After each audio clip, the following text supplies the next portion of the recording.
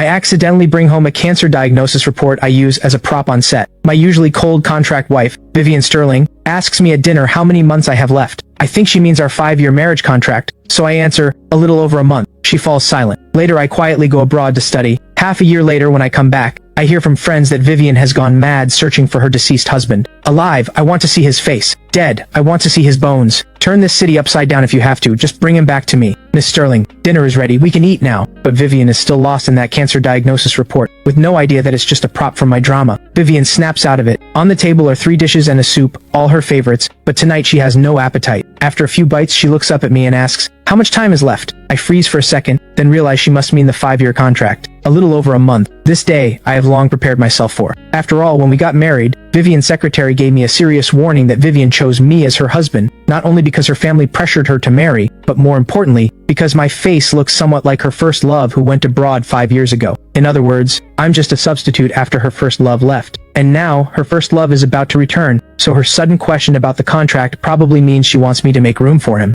As my words trail off, I catch a slight frown on Vivian's face. I sigh inwardly and add, please don't worry, Miss Sterling. When the time comes, I'll leave on my own. I won't cause you any trouble. Honestly, I understand. After missing her fifth love for 5 whole years, she doesn't want him to see another man by her side. That's only natural. Over the years she has treated me decently. I shouldn't make this hard for her. Let's do this, Miss Sterling. I'll move out as soon as I can, but housing in Yorkfield is hard to find. Could you give me 3 days? In 3 days, I promise I'll be gone. You really want to leave that badly? My sentence somehow sets Vivian off. Clear irritation flashes across her face, and I don't understand what she means. Her face turns ice cold as she stands up. I didn't say move. You stay here and stay obediently. Then she walks straight back to her study. I stare blankly at her retreating figure, unable to grasp what just happened. Vivian rarely speaks to me first, and when she does, it's always something important. Today she brought up the contract herself, clearly wanting to settle it fast, and I already offered to leave. By all reasons she should be pleased, so why is she irritated? After some thought, I think I get it. She's a billion-dollar female CEO after all. She still values her word. She probably can't lose face on this, so she wants to honor the remaining month of the contract. She's always been like that. Over the years she's been cold to me, but she has never broken a promise. Still, just because she values the contract doesn't mean I should be tactless. I should find a place fast and move out early. After dinner, I clean up and grab a folder from the coffee table, heading to my bedroom. This drama starts filming in 3 days, and I need to study fast. The moment I open the folder, I freeze. I brought this diagnosis report home.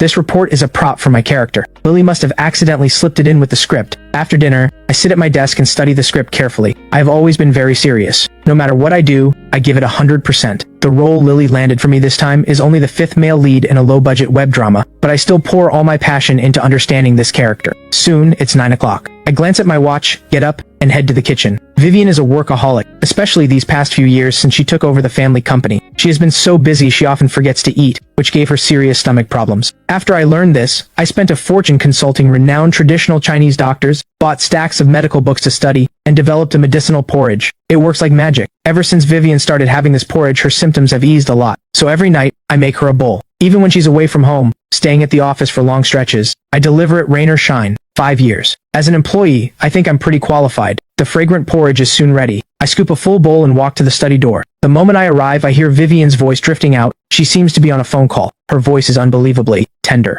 Hard to imagine that the usually icy Vivian has such a soft side. Are you coming back early? Good. I'll pick you up at the airport. I already told you, he and I are only a contract marriage. In these 3 years, I haven't even let him touch a finger of mine. The contract ends in 2 months. I'll make it clear to him then. I wait a while until she hangs up before knocking on the door. Vivian opens it. Miss Sterling, this is fresh porridge. Drink it while it's warm. I won't bother you. I set it down and turn to leave. Do you have any wish? Vivian suddenly asks. I pause, then put on a gentle smile. I know Vivian has always been kind. Since she took over Sterling Group, she has built dozens of Hope schools alone, and she's a well-known philanthropist in Yorkfield. Maybe realizing the contract is ending, she wants to offer some kind of gesture. Thank you, Miss Sterling. I shake my head gently. 5 years ago, you gave me $5 million in one payment. Over the years, you've also given me many gifts. It's more than enough. I have no wishes right now, but thank you anyway. Vivian falls silent, saying nothing more. Just as I'm about to leave, she speaks again. I know an internal medicine specialist. He's renowned both at home and abroad, especially skilled with lung disease. I've already called him. I'll send you his contact in a moment. You can go see him. When I hear this, warmth spreads in my chest. 5 years ago, the orphanage I grew up in caught fire. The director, Grandpa Hayes, rushed into the flames to save the children again and again, risking his life. He suffered severe burns over a large area, and his lungs took in so much smoke that he developed serious lung disease. The reason I accepted this contract was to raise money for Grandpa Hayes' treatment and to rebuild the orphanage. I never told Vivian about this. I thought she wouldn't care. Turns out I was wrong. She must have quietly looked into it herself. Thank you, Miss Sterling. I say with sincere gratitude. The next day I get up early and make a hearty breakfast. While waiting for Vivian to wake, I stand in the living room practicing my lines. At 8:20 Vivian walks out fully dressed. I have to admit, this woman is breathtakingly beautiful. Any outfit takes on a unique charm on her. Breakfast is on the table. In the microwave I warmed some milk for you. There are several options, you can pick whichever you like. Vivian nods slightly, sits at the table, and takes small, graceful bites. As expected of a young lady from a wealthy family, Vivian received elite education from a young age. Every move radiates intelligence and grace, a delight to watch. Vivian likes quiet, so I can't practice lines in front of her. Just as I turn to head back to my room, she calls out, "Hey, I booked Dr. Jensen for you last night. He's coming to Yorkfield Central Hospital today for an academic exchange. Just call him when you get there." I nod and thank her. Vivian lowers her head, quietly eating again. I go back to my room, freshen up a bit, and not long after, I hear the door close outside.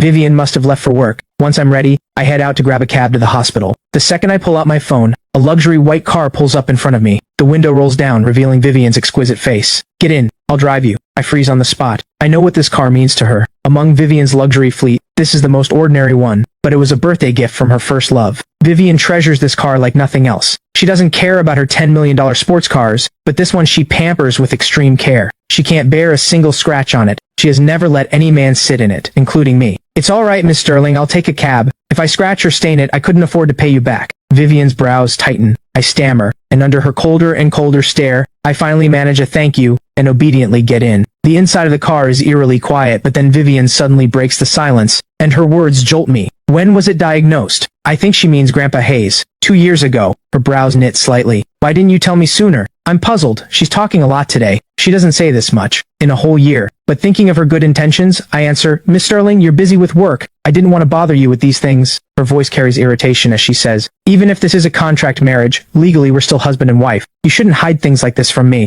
She sighs again. "Call me anytime if you need anything." Half an hour later, the car stops in front of Yorkfield Central Hospital. "I have a morning meeting soon, so I won't go in with you. Cooperate with the doctor. If you need money, call me." I thank her sincerely. Vivian glances at me, then drives off. I walk into the third hospital bed. Lying on it is a man in his 60s, his face badly disfigured by the fire. Despite multiple plastic surgeries, he still looks frightening. But his spirits are good, and the moment he sees me, he breaks into a smile. "Ethan, didn't I tell you? Work matters. You don't need to keep an old man company every day." "Grandpa, I found a lung specialist for you. He's at the hospital today for an exchange. I'll bring him over later to take a look." I sit by the bed peeling an apple. Halfway through, a group of doctors rolls into the room for rounds, led by a tall female doctor. Even with a mask on, you can tell from her eyes alone she is stunningly beautiful. This is Stella, the prodigy doctor of Yorkfield Central Hospital, and also Grandpa Hayes' attending physician. "Ethan, you're here early today." "Dr. Stella." I quickly stand to greet her. These past 10 years, I've been so grateful to have Stella's care. I deeply appreciate this kind doctor. Stella pulls me aside and asks, "Ethan, are you short on money lately? Grandpa Hayes' treatment funds are running out. If you need money." I immediately understand. I really am short of money these days. The $5 million Vivian gave me 5 years ago is long gone. Over the past 2 years I've earned some on my own, but it's all gone into treatment and the orphanage. I have thought about asking Vivian for a loan, but she owes me nothing. And over the years she's actually been quite good to me. I simply can't bring myself to ask. "Thank you, Dr. Stella. I'll figure something out for the treatment." I decline her offer. Stella has helped me enough already over the years. I don't want to owe her another favor. Stella sighs softly. After 10 years together, she knows my temperament. I look gentle and obedient, but underneath I'm stubborn as anyone. "All right, if you need help, just ask.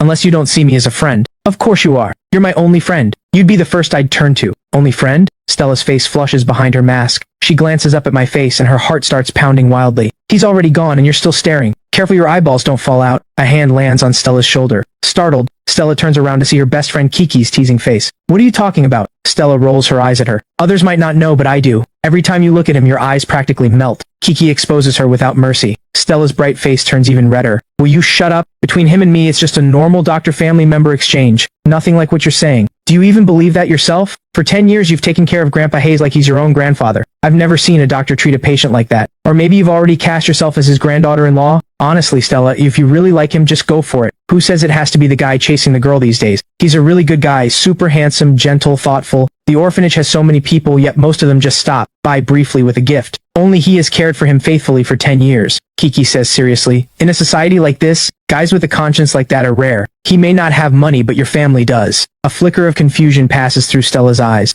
She still clearly remembers that day 10 years ago, when I knelt before her with pleading, dazed eyes, begging her to save Grandpa Hayes. Many people came from the orphanage that day. The others worried whether their belongings had burned up. Some might have worried about Grandpa Hayes' safety, but I was the only one wholly focused on his life. After that, she saw me by Grandpa Hayes' bedside every single day, day after day. They say no son stays filial through a long illness, but Stella never saw a trace of impatience on my face. Maybe this pure-hearted devotion moved her, and she began devoting more attention to Grandpa Hayes. Over time we grew close. What truly warmed our relationship was a violent medical dispute a year ago. The patient's family came in 7 or 8 strong. The patient was already at death's door when brought in and couldn't be saved, but they blamed the hospital and the doctor anyway, accusing the hospital of negligence and demanding sky-high compensation. When talks broke down, the gang viciously cornered Stella, the attending doctor at the time, in the parking lot, and one of them even pulled out a knife to attack her. At that critical moment, I took the fatal stab for her. I lay in the hospital for a full month before recovering. Stella snaps out of the memory and gives a bitter smile. Don't say things like that. He's already married. Kiki is shocked. But all these years, I've never seen his wife visit. His wife is busy with work. What a shame. A guy this good is so rare. Whoever ended up with him is so lucky. With him taking care of her, that woman must be incredibly happy. Kiki feels deeply disappointed. She had even decided that if Stella didn't make a move, she would.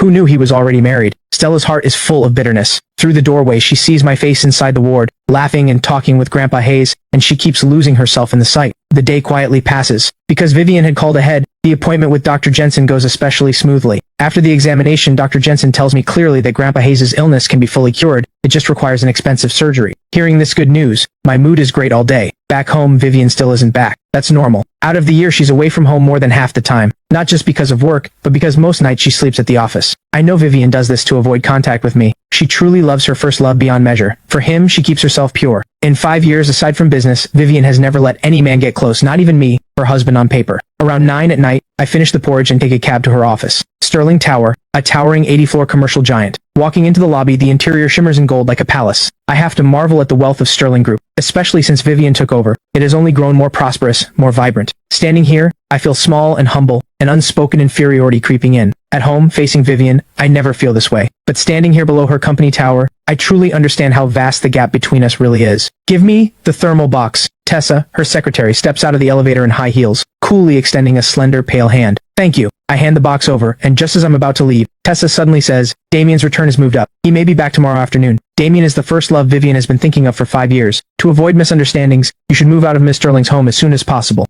I nod. I'm already looking. Tessa pauses at this, glancing at me a few extra times. She knows mine and Vivian's marriage is contractual, but she doesn't know my real reason was to raise funds for Grandpa Hayes' surgery and to rebuild the orphanage. She just sees me as a gold-digging kept man, and has always looked down on me, never giving me a kind face. She thought I'd cling on, but she didn't expect it I'm so tactful. I even went looking for a place before she even had to say it. That's good. Saves her the effort. It's best you think that way. As you know, the one Miss Sterling has always loved is Damien. That hasn't changed for years, in fact. That love has only grown deeper. My words may sound harsh, but I want to remind you, don't think things you shouldn't. A toad will never reach a swan. You should know your place. After you leave, I hope you don't disturb Miss Sterling again. It would only cause her trouble. You know Miss Sterling has always been kind. There are things she can't bring herself to say, so I have to say them for her. My fists clench tight. I feel a knot of frustration in my chest, but after a long moment my hands slowly relax. I nod. What right do I have to be angry? This was always just a transaction. Alright, please tell Miss Sterling for me. I've always known my place and I've never dared to harbor any improper thoughts. I'll move out as soon as I can. With that, I quicken my pace and leave. Tessa stays where she is, watching me go, feeling a touch of guilt. Maybe her words just now were a little too harsh. She, Vivian, and Damien were all university classmates, and a mutual friend of both. Back then she witnessed their sweet romance firsthand, so she especially resents me,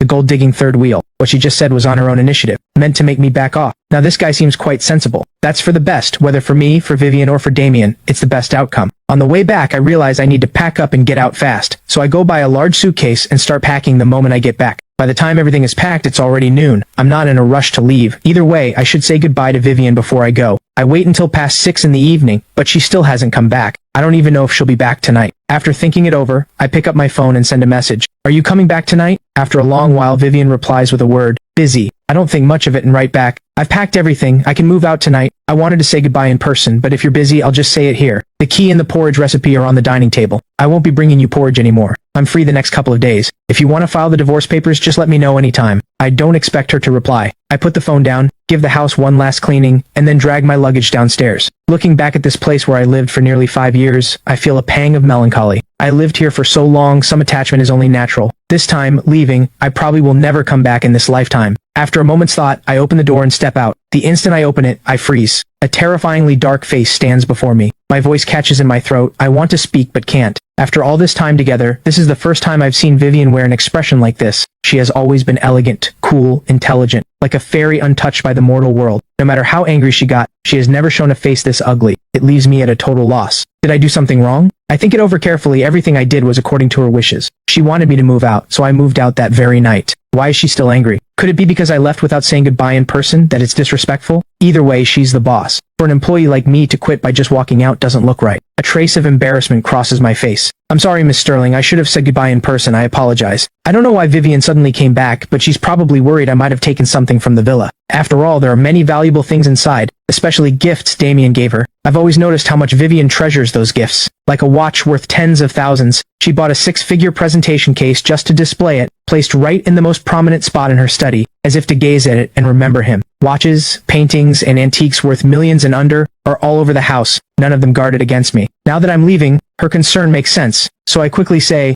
I'm only taking my clothes and such. I can open the suitcase for you to check, or I can wait while you go through your belongings before I leave. Is that what you think of me? Vivian suddenly says. I freeze, mentally cursing my own loose tongue. Even if I thought it, I shouldn't have said it out loud. Saying that makes her sound petty and calculating, so I rush to fix it. Miss Sterling, I didn't mean it like that. What I meant was, inside. Before I can finish, Vivian cuts me off coldly. With that, she walks in. Watching her stride ahead, I feel a flicker of disorientation. Vivian's walk has always been elegant, every step graceful as a goddess, a pleasure to behold. But right now, she looks somewhat sulky, her steps wide and forceful. Puzzled, I drag the suitcase after her, thinking she probably wants me to go back inside so she can check her belongings first. After all, in such a public spot, a glamorous CEO like her can't lose face, so it's best to give her that face. Once inside, I voluntarily opened my suitcase. 5 years ago when I first came to this house, I had nothing, just a few cheap changes of clothes. The clothes in the suitcase now were all bought later, and none of them are cheap. It's not that I'm wasteful. As Vivian's husband on paper, dressing too shabbily would hurt her image. Besides, I'm an actor, so I need to look the part. In the entertainment world, people judge you by your clothes before they judge you by you. Aside from the clothes, there are some acting books, a laptop, and 2 watches Vivian gave me. Both watches are pricey, even the cheaper one costs over $100,000. They were birthday gifts from Vivian these past 2 years. There isn't much. She doesn't look at the suitcase. Her stunning eyes stay fixed on me, faintly burning with anger. I feel deeply uncomfortable, a heat creeping over my whole body. Being stared down by a CEO with such a powerful presence honestly makes me very uneasy. Does she think I secretly hid her luxury items? Can't blame her for thinking that since I am poor. Faced with all those expensive luxuries, how many people could resist the temptation? Would you like to check first? Ethan, do you think this is funny? What? I lift my head and meet her blazing eyes. Take your stuff back to your room. She says it sharply, then strides toward the study and slams the door. What does she mean? I can't make sense of it. Telling me to take the luggage back to my room, does she plan to let me go only after she's done counting her things? Vivian is a queen in business, a famously brilliant businesswoman, but in daily life she's a bit absent-minded. She often forgets where she puts things. She has so many luxury items, she's probably forgotten about most of them. Counting them all could take a while. I hesitate, unsure whether to leave or stay. In the end, I lower my head and drag the luggage back to my room. Fine. Let her finish checking first. If something really did go missing and she blamed me, I might even end up in jail. I don't cook tonight, nor do I ask if she has eaten. My mood is restless. Damien comes back tomorrow afternoon, and Vivian might even bring him here. I don't dare entertain any improper thoughts about Vivian, but seeing them flaunt their love right under my nose, or maybe doing things even less appropriate, that would be torture for me. Am I really fated to suffer this? Well, I took her money. What's a little suffering? I lie in bed tossing and turning, not sure when I finally fall asleep. The next day, I sleep in for the first time in a long time. When I wake, it's already past 9. Vivian isn't home and I have no idea where to go. I don't know whether she finished checking her things last night. I think about calling to ask, but I can't work up the courage. I remember how angry she was when this came up last night. Worst case, if she brings Damien back tonight, I'll find an excuse to stay at a hotel and give them their space. I spend the whole day at home studying the script, and before I know it, it's past 5 in the evening. My mind starts to drift. Damien should be back by now. Vivian has missed him for so many years, she must be especially happy right now. What are they doing at this moment? At that thought, I drift off a little. Sometimes I feel quite inferior, especially next to a top-quality man like Damien who has a great family background, handsome looks, he's a major star, and they say his personality is great too. He's excellent in every way. Compared to him, I'm just an orphan with no parents, an 18-tier nobody actor who only lands tiny roles. Crushed in every way. No wonder a woman like Vivian, a stunning CEO, falls so deeply in love with him. I can't say I love Vivian much, but at this moment I do envy Damien a little. I pick up my phone and suddenly see a post from Tessa. The picture is of Damien and Vivian having dinner together at a restaurant. I have to admit, Damien really is handsome, even from a man's perspective. I think he's handsome from every angle. Sitting beside Vivian, they look like a perfect golden couple. The caption reads, "After everything, it's still you. I'll ship this couple for 100 years. I try hard to stop myself from looking, but I can't help staring at this photo again and again. In it, Vivian's face is full of smiles, a tenderness I have never seen before. So she does smile. But her smiles are only for the one she loves, and I'm just her employee. never worthy of her smile. I put the phone down listlessly, feeling a tangle of emotions. Too unmotivated to cook, I rarely order takeout. Vivian probably won't come back tonight, she cares too much about face. After all, with me, this third wheel still at home, given her personality, she most likely won't bring him here. Even if they want to relive old memories, they'd probably check into a hotel. I'm eagerly eating takeout when there's a knock at the door. I'm puzzled. The takeout is already here. Who would knock now? Could it be the property staff? I walk to the door and open it, and freeze. It's Vivian. Why is she back? Isn't she supposed to be in a hotel with Damien, pouring out their hearts to each other? I glance past her, but she's alone. No sign of Damien. What are you looking at? She asks, frowning. Oh, nothing. Why are you back? I ask reflexively. Vivian snaps. This is my home. Shouldn't I be back? Is that what I meant? Your first love is back today. You two should have endless things to talk about. Shouldn't you be at a hotel right now enjoying yourselves? I don't dare say any of this. I just laugh awkwardly and let her into the room. I figure Vivian is a proud woman, and a very traditional one. Her pride would never let her give herself away at the very first reunion. I've always known the outside world knows she's married, yet plenty of top-tier men still pursue her, but she's always cold to them. She has never been too close with any other man, nor has she had any scandals. Years apart in different countries might make them feel a little distant. After some time getting reacquainted, maybe she'll fully open her heart to Damien. You're eating this instead of cooking? She walks in, sees the takeout boxes on the table, and asks, I wasn't in the mood today, so I ordered takeout. Have you eaten? I can make something for you. I know she had Western food with Damien, she probably won't ask me to cook again. Why weren't you in the mood? She suddenly asks, looking at me. In that instant, her gaze falls on my phone on the table. While eating, I shamefully open that photo again, and even zoomed in. Vivian sees the photo almost at first glance and frowns. I follow her gaze, and my face turns bright red in an instant. I practically lunge to grab the phone and hide it behind my back, stammering, I opened it by accident. I want to disappear now. I really want to dig a hole and bury myself. So embarrassing. I want to die of embarrassment. Why didn't I close the phone earlier? I just want to vanish. Vivian gives me a meaningful glance, the corner of her mouth lifting slightly. With my head down, I don't notice the fleeting, stunning charm on her face. Too much takeout is bad for you, Vivian says, then walks straight toward the study. I let out a heavy sigh of relief. Looks like she didn't read into it. Her heart has only Damien, probably doesn't care what I think. I curse myself for worrying over nothing, quickly finish dinner, clean up the takeout boxes and take them downstairs to throw out. Just as I'm about to head back, I see a noble-looking man approaching from a distance. It's her first love, Damien. Why is he here? I frown. So that's how it is. I was just wondering why Vivian came back so early, why she didn't stay with her first love. Turns out they had already arranged for him to come over to catch up. Laughably, I thought Vivian was too reserved to bring him home so soon. Seems I overthought it. After all, he's the man she deeply loves. After such long longing, how could she bear even a moment of separation? But now I'm extremely awkward. Should I go back upstairs? Or should I be tactful and slip away, giving space to this lovesick pair? Or should I go back and say goodbye to Vivian first? As Damien gets closer, I have to admit, even I'm impressed. This man really is handsome. Damien and I do look somewhat alike. If we walk together, people might even mistake us for brothers. No wonder Vivian paid such a high price for our contract marriage. Wearing a face like this, I feel both grateful and sad. Grateful because thanks to this face, Vivian noticed me, and I was able to raise money for Grandpa Hayes' treatment. Sad because also because of this face, I became the substitute for years. Someone Vivian stares at to remember Damien. You're Ethan, right? While I'm caught in my thoughts, Damien walks up in front of me, sizing me up. His eyes hold 30% amusement and 70% mockery. I lift my head, our eyes meet, and I sense the contempt in his gaze. But I can't really get angry.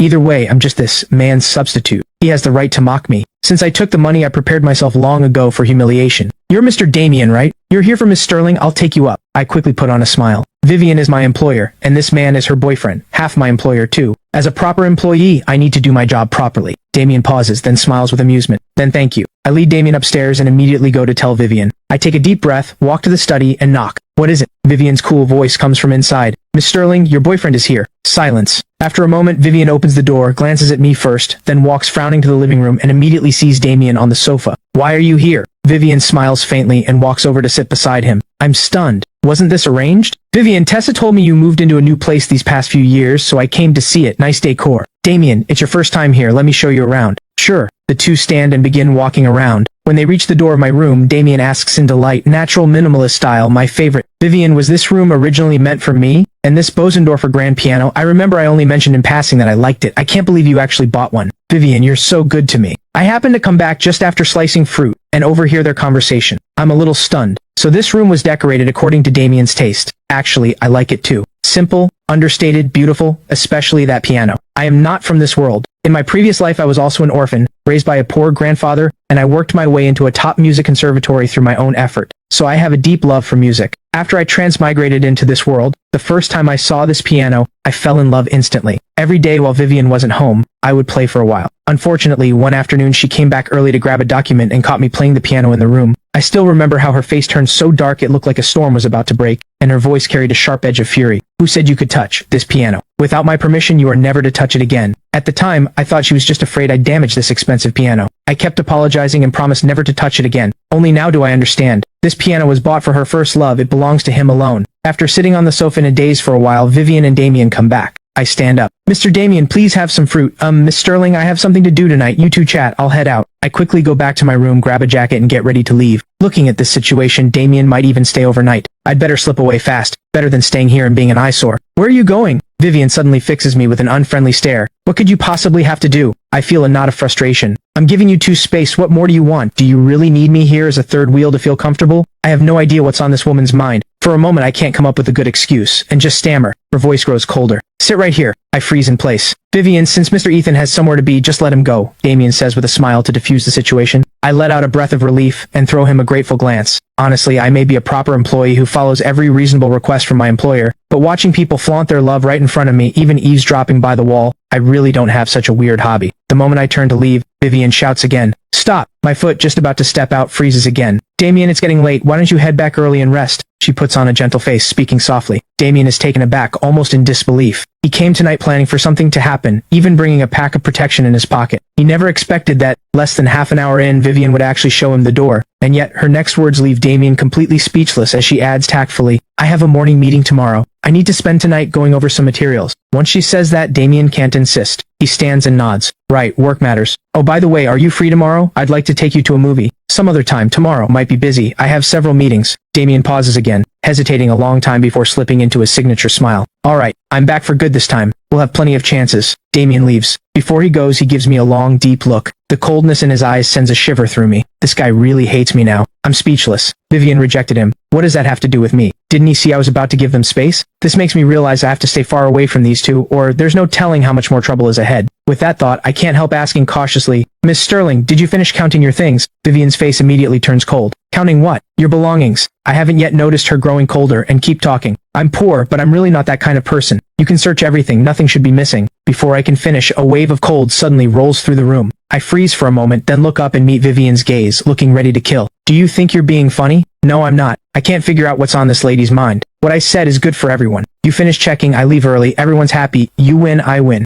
Isn't that what everyone wants? Why are you making this ugly face? She stares coldly at me for a long time, until my skin crawls. Without a word, she walks into the study and slams the door. While I'm still stunned, the door opens again. She looks like ice all over, her voice colder than ever. Ethan, our contract isn't over. I paid you. Before this contract ends, if you dare leave this house, you just try. The door slams again. I stand there, mouth open, speechless. I really didn't think this fairy-like CEO had a hobby of making people watch her and her first love show off their love. She forces me to stay. Is it just so I can witness how affectionate she and her first love are? Fine. I take her money, and I give her happiness. If she has this kind of hobby, I'll oblige. Only 1 month left. Just bear with it. Early the next morning, I sit in Lily's car, heading toward the film studios. You look terrible. What, did that bossy lady at home not let you rest last night? Lily glances at me, unable to resist teasing. I blush awkwardly. Lily, please stop joking. Lily giggles. She loves seeing me blush. If I had a sweet puppy like you at home, I wouldn't let you rest all night either. I look awkward, not sure what to say. She smiles and returns to the topic. How's the script going? It's going okay. Don't put too much pressure on yourself. Your role is the fifth male lead. Not much screen time, not much demanded. I nod. The filming location is at Yorkfield Film Studios, about an hour and a half from the villa area. By the time we arrive, it's just past 8 and the crew is still preparing. Lily leads me straight to director Reed. This is a low-budget web drama, and my role doesn't have much screen time, so after he saw my photo and with Lily's connection, he just decided on the spot. This is my first time meeting director Reed in person. He's in his 50s, once a fairly famous director in the industry, with multiple TV dramas broadcast on major networks, and some real achievements. But these past few years, his luck has been bad.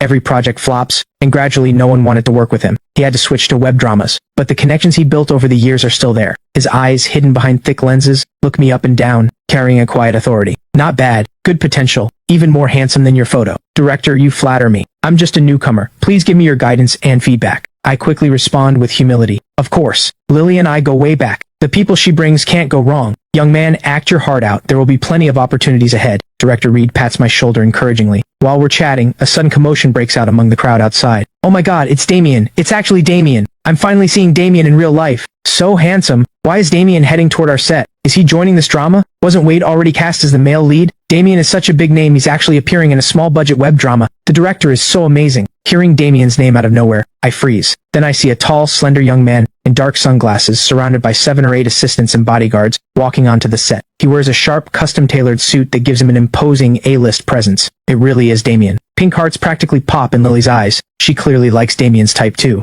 Director Reed, I thought all the actors were already cast. What's Damien doing here? Director Reed bursts out laughing. I'm still in a daze. Last night I received a call from Damien's agent. He specifically requested to be in this drama, and he's even taking a very low fee. He still feels like he's dreaming. A low-budget drama like this, not only could it never afford an A-list star like Damien, even a second-tier actor wouldn't give it a glance. Who would have thought Damien would lower himself to do a guest appearance? Director Reed was so thrilled last night he couldn't sleep all night. Ethan, your luck is here, Lily says excitedly. With an A-list star like Damien in this drama, exposure and buzz are going to explode. If your performance is strong, you might even ride Damien's fame to get a little popular. I force a strained smile. Others don't know why Damien would lower himself for a low-budget web drama, but I know very well he most likely came for me. I lift my eyes to look at Damien surrounded by his entourage, and just then he looks my way too. Our eyes meet in mid-air. Damien casually turns his head away, with no intention of greeting me. Naturally, I won't approach him either, but Lily is anxious. A big name like Damien isn't someone ordinary people can reach. Now with this chance, she has to drag me up to make a good impression.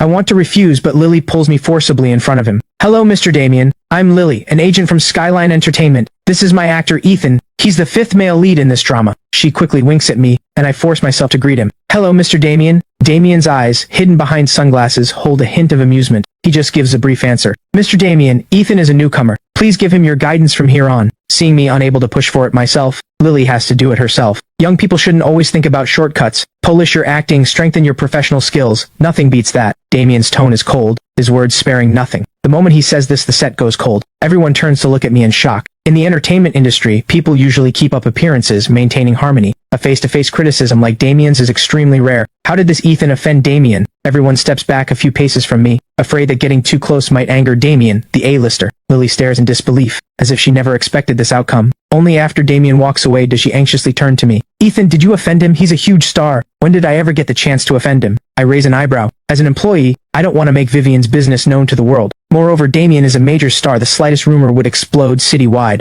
I can't believe he's like this. I used to like him too. Lily is very displeased. Between her idol and her own client, she sides with me without hesitation. My own sweet puppy is better behaved, way better than that snooty Damien. Don't worry, your role isn't big, and you have no scenes with Damien. From now on, just avoid him when you see him. Lily comforts me. I'm thinking the same thing. My character only exists in the female lead's memories. I have no scenes with Damien. At most, I just need to stay far away from him. But the unexpected often comes without warning. Leo, am I your only one? Tell me quickly, am I Bella your only one? On the playground, a young girl lifts her delicate face, stepping back as she calls out loudly to the handsome boy in front of her. Yes, Bella, you'll always be my only one. Cut. Director Reed suddenly roars. Ethan, what are you doing? If you can't act, get out. Do you know you're wasting everyone's time? The shout stuns everyone. Ethan's acting just now was brilliant, full of emotion, sincere feeling. No one knows where the director's anger came from. I'm sorry, director, my mistake. I sincerely apologize. Director Reed barks, take it again. I steady myself and pour all my emotion into the character. But after that, no matter how I perform, Director Reed isn't satisfied. His curses grow harsher. Everyone can tell that this isn't a problem with Ethan's acting. The director is deliberately targeting me. Lily, what are you doing? What kind of actor did you recommend? Director Reed calls Lily over and bursts into complaints. I don't want this actor. Take him away. I'll wire you the breach fee later. Lily's face darkens. Director Reed, I need an explanation. Explanation? What explanation do you want? His acting is bad and now he's blaming me? Whether his acting is bad or not, you know in your heart. Lily refuses to back down. Director Reed waves his hand impatiently. Don't make a scene here, just get him out. Lily, let it go. Seeing Lily ready to argue further, I tug her arm and shake my head gently. I have no grudge with Director Reed. He wouldn't target me like this without a reason. The only explanation is that Damien is pulling strings. This is too much. Lily's eyes flash red with anger. Ethan, don't worry. If this little web drama is gone, it's gone. I'll find you something better. I trust you, Lily. I offer a bright smile. Walking out of the studios, Lily is still worried. Let me drive you home. No need, Lily. I have something to do nearby. I was looking for a place online last time, but I haven't heard back yet. I'll probably be filming around here anyway, so I might as well find a place nearby. Is there anything you need help with? No, just something small. Alright then, I'll go to the office and find you another project. Watching Lily leave, I'm about to head off when just then, a middle-aged woman walks up arrogantly. You're Ethan, right? Come with me.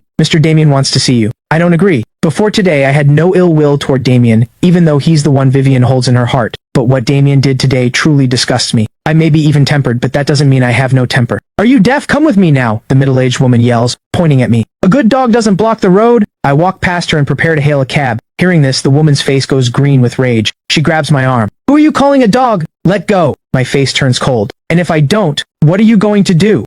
Being invited by Mr. Damien is the luckiest thing in your lifetime. A nobody extra like you. If not for Mr. Damien's mercy, you'd never see him in your life. And you dare give me attitude?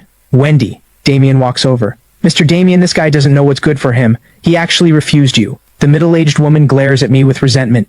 Damien's lips curl into a mocking smile. Ethan, don't you want to talk with me about Vivian? This isn't the place to talk. What do you want to say to me? At the coffee shop, I look Damien straight in the eye. You saw what happened today. I only told Director Reed one line that I don't like you, and he kicked you out immediately. Damien wears a face full of mockery. Do you think you belong in the same world as me and Vivian? I frown. You brought me here just to show off your superiority. Damien wags his finger. You're not even worthy of that. I brought you here to tell you one thing. There are no fairy tales in this world. A princess will never fall in love with a frog, and a frog will never become a prince. Vivian's contract marriage with you is only because she sees you as my substitute. I believe you know this yourself. Now that I'm back, do you think it's appropriate for you to keep clinging to her? I lift my eyes. You're overthinking. I've always known my place. I've never thought about clinging to her. Then that's best. I hope you move out of her place immediately. I don't like any man being too close to her.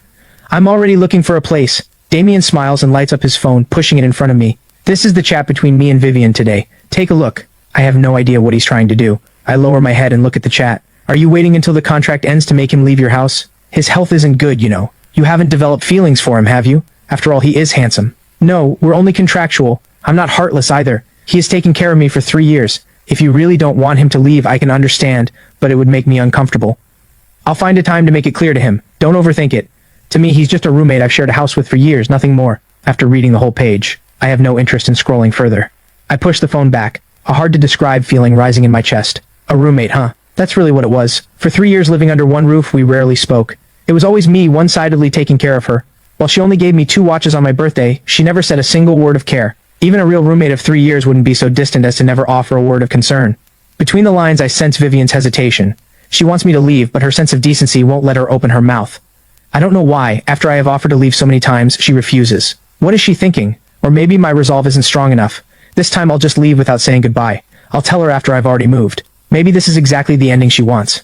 On the 79th floor of Sterling Group in the CEO's office, Vivian is on the phone. Dr. Jensen, how is the situation? Miss Sterling, it's not optimistic. The patient's lung condition is severe, and it's been dragged on too long. I told him it could be fully treated, but in reality he probably has only about 2 months left. Dr. Jensen sighs through the phone. Vivian's expression freezes. Is there no other way? Money is not an issue. Currently, this disease can't be cured anywhere in the world. With enough money, we can prolong it for some time, but the patient will suffer. Vivian falls silent for a long time before answering. Dr. Jensen, you're the expert here. I'm counting on you. Don't worry about the money. Give him the best medicine. Yes, all right, I know what to do. After hanging up, Vivian slumps in her chair. Somehow at this moment her heart palpitates strongly, and a dull pain throbs deep inside. She can't help but recall the day Damien firmly broke up with her and went abroad to study. She had followed her best friend Daisy to the Aces bar to drown her sorrows. She doesn't like drinking, and especially hates the feeling of being drunk. But that day she downed glass after glass, as if only that could make her forget the pain inside. It was at that very moment that she saw Ethan singing on the stage. His voice was gentle, healing, and as he lowered his head playing the guitar, his profile, so similar to Damien's, in her daze blurred together with the shadow in her heart. Suddenly, the wounds inside her seemed to slowly heal with his voice. In the time that followed, she, who had never been to bars before, showed up without fail in that same spot every day, waiting for Ethan to take the stage, looking at his face, listening to his voice. Only in those moments could her heart, full of wounds, find a little peace and comfort. Later, she got information about him from the manager. His name was Ethan, a recent dropout from college, desperately in need of money. He worked several jobs, print modeling and bit parts on sets during the day, singing at the bar at night. At that time, her family was pushing her to marry. So that night, when Ethan finished singing and prepared to leave, Vivian called him into a private room and handed him the contract. She still remembers the shock and surprise on Ethan's face, and how he solemnly promised to be a perfect contract husband. In fact, over the years, he's been flawless, her daily life taken care of in every detail. After staring blankly for a while, Vivian picks up her phone and dials a number. Vivian, what's the occasion that you'd call me today? Camille, I have a favor to ask. You have connections. Can you help me find a lung specialist? Other countries are fine too. Money's not an issue. Vivian, what's wrong? It's not me. A friend of mine has lung cancer. Okay, I'll do my best. I'll call you when I find someone. I search around the film studios area but can't find a suitable place, so I just register with 2 agencies and leave my info. I call Auntie Bennett, the caregiver looking after Grandpa Hayes, to check in, and only after hearing all is well do I return home with peace of mind. This time I'm determined to leave. After packing, I find a cheap nearby hotel and check in. At night, I'm at the hotel making do with a bowl of instant noodles when Vivian's call comes in. I hesitate a long while before forcing myself to tap answer. Where did you go? Vivian's voice is icy, with a hint of anger underneath. Miss Sterling, I'm staying at a hotel for now, I answer honestly. Come back. What? I'm stunned. I said come back. I really don't get it. I've put myself in her shoes and done everything I could. She was too uncomfortable to ask me to leave, so I left on my own. Her conscience made her try to keep me. Fine, I'll slip away quietly. I've gone this far. What more does she want? I can't help but frown. Miss Sterling, there's really no need for me to come back. What do you mean? I sigh. Miss Sterling, only 1 month is left on the contract. And now that Damien is back, if I stay there, I think Mr. Damien would feel uncomfortable, and so would you. Better to just end it here. 5 million over 3 years comes to about 140,000 a month. 1 month left equals 140,000. I'll find a way to pay you back, but I'm a bit short right now, so it might take a while. The other end falls silent, but I hear her breathing growing faster, as if she's holding back her anger. I'm a little annoyed. You already told Damien that you'd find a way to make me leave. There's really no need to keep up this act now. Miss Sterling, don't worry. I'm not a loose mouth. I won't go around talking about this. I would never tarnish your reputation. The only thing I can think of is that she's afraid I'll spread things outside, damage her reputation. After all, Sterling Group is publicly listed. The slightest negative news about Vivian could affect the company's stock price. Vivian remains silent. I thought my words would have satisfied her, so I breathe a sigh of relief, quietly hang up the phone, and quickly finish my instant noodles. I stand in front of the bathroom mirror practicing micro-expressions. I have nothing right now. The only thing I can fight with is acting. Ever since I transmigrated into this world, I have practiced in front of the mirror at every free moment, which built the acting and line skills I have today, especially with Grandpa Hayes, who still needs expensive treatment, plus owing Vivian 140,000. I feel a sense of urgency. As I'm about to go to bed, however, suddenly there's a knock at the door. I'm puzzled. Who would knock at this hour? I slip on my slippers, get off the bed, and peer through the peephole. I freeze. Vivian. How did she find this place? Why is she here? My head is a mess, my heart in knots. It's no surprise Vivian could track me here. After all, the Sterling family has connections everywhere. Finding out which hotel someone is staying at is far too easy for her. But I just don't understand. I've already made things clear. Why would she come in the middle of the night? I don't know how to face her, but she's already at the door. Not opening would be rude. I take a moment to prepare myself, then turn the handle and pull the door open. The moment it opens, Vivian's starry eyes lock onto my face. There is no expression on her face. Pack your things and come back with me. I stand still, quietly looking at her. She seems to have come in a hurry, her hair is slightly messy, and she's still wearing her custom business suit from work. Vivian is someone who values her quality of life. She doesn't drink hard liquor, but at home she often sips red wine. After work she would never wear business attire. She usually changes into something casual. She must have come home after work, seen the place empty, immediately pulled strings to find which hotel I was at, and rushed straight here. I just don't get what she's doing. She so clearly wants me out of that house, and yet she puts on this act for whose benefit? I'm not going back. I shake my head. I made it clear on the phone. What are you sulking about? Are you upset because Damien came to the house the other day? Vivian's brows knit tightly. I frown, stunned. Why does she say that? Does she think I'm jealous? At the thought, my face turns slightly red and I hurriedly say, Please don't worry, Miss Sterling. I absolutely have no such thoughts. You and Mr. Damien are the couple. You and I are only contractually married. I've known that since the day I signed the contract, and I would never have unrealistic thoughts. Please don't misunderstand. Hearing this, Vivian pauses slightly, looking a bit angry. In any case, the contract isn't over. I won't allow you to leave. Come back with me now. I shake my head. Since I've already moved out, I'm not going back. After all, I really don't have that weird hobby of watching a couple in love. I'll ask one more time. Are you coming back or not? Vivian sharpens her tone. Miss Sterling, I'm fine staying here. Vivian gives me a long, deep look, then turns and leaves. I quietly watch her go. For a woman this proud to come and try to convince me to come back, it's already beyond what I expected. I've spoken so harshly. With her proud personality, she should have given up completely. I feel a small wave of relief. I am grateful to Vivian. Without those 5 million back then, Grandpa Hayes would have died long ago, and the orphanage couldn't have been rebuilt. But one thing at a time, I don't want to go back to that house, to watch them flirt as a couple, and even less to see Damien's face. Without today's conflict with Damien, I might not be this resolute, but right now I have a physical disgust for that man. Past 11 at night, a call wakes me up. Hello, who is this? Ethan, what kind of husband are you? A sweet, sharp female voice scolds from the other end. Get to the Aces bar now. Vivian's drunk. All sleep leaves me instantly. I sit up in bed and check my phone. It's Vivian's best friend Daisy. I'm on my way. Without minding my messy hair, I quickly throw on clothes and grab a cab to the Aces bar. The moment I enter the private room, I see Vivian passed out on the sofa, cheeks flushed, mumbling something through her rosy lips. Daisy has also been drinking, leaning against the sofa, rubbing her face. She's the sweet, petite type, small and adorable, with looks that aren't as stunning as Vivian's, but still rare and beautiful. Ethan. The moment she sees me, Daisy plants her hands on her hips. What on earth did you do to Vivian to make her this angry? She basically never drinks. Look at her now, how drunk she is. I feel helpless. Miss Daisy, this shouldn't have anything to do with me. Maybe she had a fight with Mr. Damien. I don't believe my refusing to come home is what made her this angry. In these 3 years, Vivian has never invested any emotion in me, including her angry side. Her joys, anger, sorrows, and joys are only ever for Damien. Daisy pauses, thinks, and realizes, right, Vivian has never even given this man a proper look. How could she be so angry at him? With that thought, her anger fades. Just take her home. The moment she says it, she thinks of something and raises a brow. I'm warning you, Damien is back now. Don't you dare take advantage of Vivian while she's drunk. I take the chance to say, why don't you call Mr. Damien to come pick her up?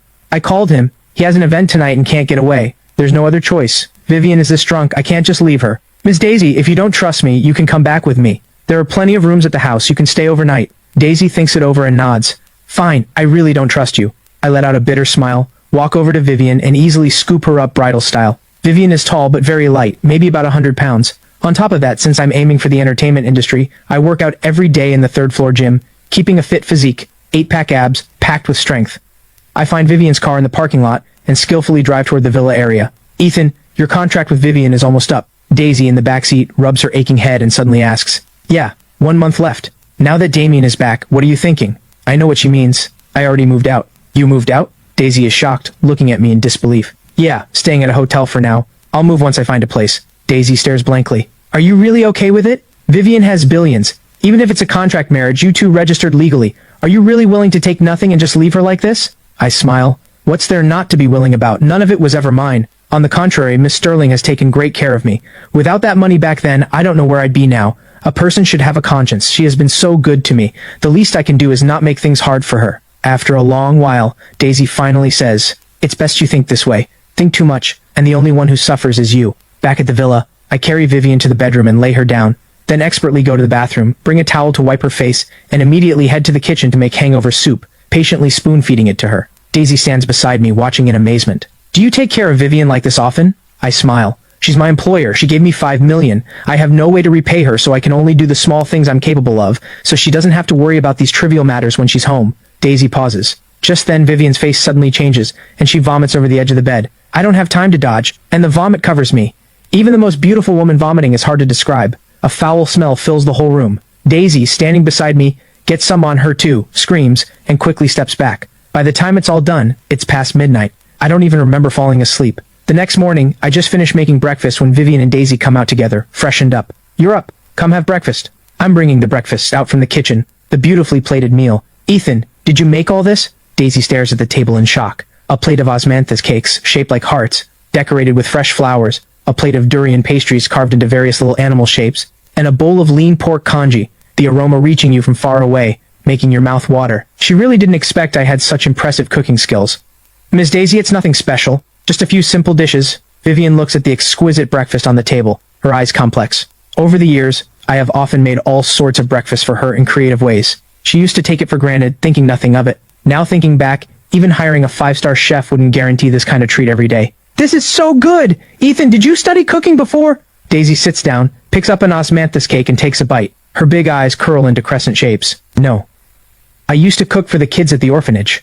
After I came to Miss Sterling's 5 years ago, I had a lot more time, and I studied it for a while. Hearing this, Vivian can't help but lift her head, stunned. You're an orphan? Vivian asks in shock. She has never known this. Over the years, I have occasionally disappeared for a few days, saying I was going home.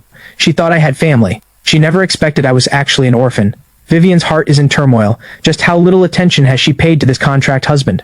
After all these years, she doesn't even know my basic background. Yeah, Grandpa Hayes from the orphanage picked me up from a garbage pile and raised me. At 5, a family adopted me, but at 10, they had their own son and sent me back. I eat my breakfast, speaking in a calm tone, as if describing something unrelated. I'm so sorry. I didn't realize your background was so sad. Daisy's eyes hold pity. It's all right. I've long made peace with it. I pull out a tissue, wipe my mouth, and stand up. Miss Sterling, Miss Daisy, take your time. I'll head out first. Vivian parts her red lips, wanting to say something, but in front of Daisy, her cool, proud personality won't let her speak any words to make me stay. She can only watch me leave. Vivian, are you really going to end the contract with him? Daisy blinks and asks. Vivian frowns. Why are you asking? Vivian, if you're really going to end it with him, then why not let me have him? Watch me leave. Vivian, are you really going to end the contract with him? Daisy blinks and asks. Vivian frowns. Why are you asking? Vivian, if you're really going to end it with him, then why not let me have him? Let you have him? Vivian stares at her in shock. Daisy nods. You know my dad wants to marry me off to Preston. That guy's a total playboy. New girlfriend every 3 days. I can't stand the sight of him. I want to follow your lead, find someone, quietly register, and then my dad won't pressure me anymore.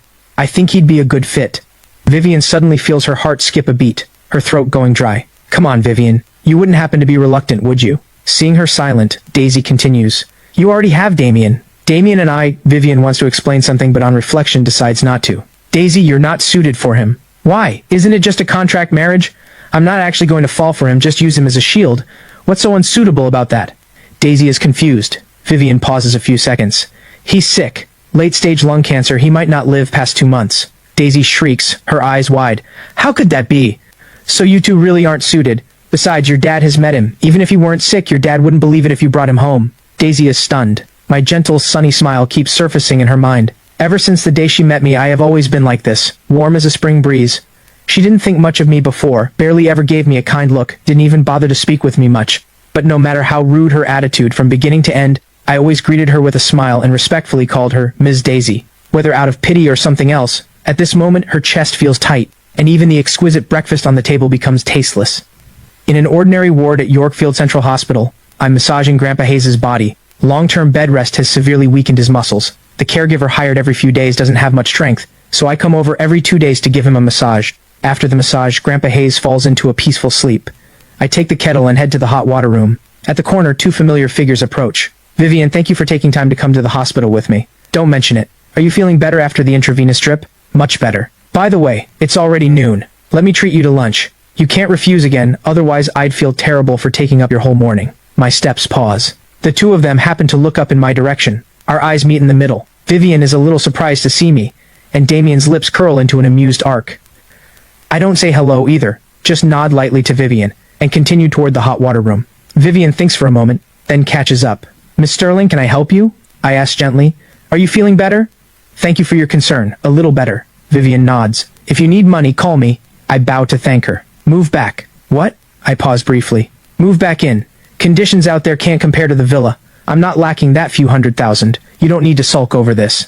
I'm silent for a moment. Why does she think I'm sulking with her? Honestly, I really don't understand what's going on in this woman's head. Her boyfriend is already back, yet she keeps insisting I stay at her villa. What is this even? After more than 10 seconds of silence, I finally speak. Miss Sterling, there's really no need for me to move back. After all, it would cause unnecessary trouble between you and your boyfriend. I know you mean well, but I should know my boundaries. Thank you still for your kindness. He's not my... Vivian! What are you two talking about? Damien walks over with a smile. Vivian's words get swallowed back down. Mr. Ethan, Vivian and I still need to go out for lunch, so I won't chat much longer. Damien wears a faint smile. After all, Vivian pushed aside her heavy workload to keep me company at the hospital for 4S all morning. I should at least show some appreciation. Hey, Mr. Ethan, are you free? Want to join us? No, I won't bother you. I have things to do anyway. I step around them and walk forward. Vivian watches my back, feeling unsettled. Let's go, Vivian. I happen to know a great restaurant. Let's try it. Sorry, Damien. Something urgent came up at the company. Next time. Vivian declines. Alright then, you go handle it. We have plenty of time later. Damien shrugs casually. Next time I'll treat you. Vivian doesn't say more, turns, and leaves the hospital. The moment she turns, Damien's sunny, handsome face darkens instantly, his cold eyes shooting a glance in the direction I left. Hello, Dr. Jensen. In the hospital office, I meet Dr. Jensen again. Have a seat, young man. Dr. Jensen has a head of gray hair and a kind manner. Dr. Jensen, did something happen to my grandfather? I ask nervously. Don't worry yet. Just listen to what Dr. Jensen has to say. Stella, sitting beside me, comforts. Young man, the other day I saw you weren't in good spirits, so I didn't tell you the truth. I thought about it after I got back, and as a patient's family, you have the right to know. This shouldn't be hidden, Dr. Jensen says, placing a diagnosis report in front of me. Your grandfather's condition isn't good. He's a long-time smoker, and his lungs aren't in good shape. The fire 3 years ago, where he inhaled large amounts of smoke, made his lungs worse. He has now developed late-stage lung cancer. A conservative estimate gives him about 2 months. I feel like I've been struck by lightning. How is this possible?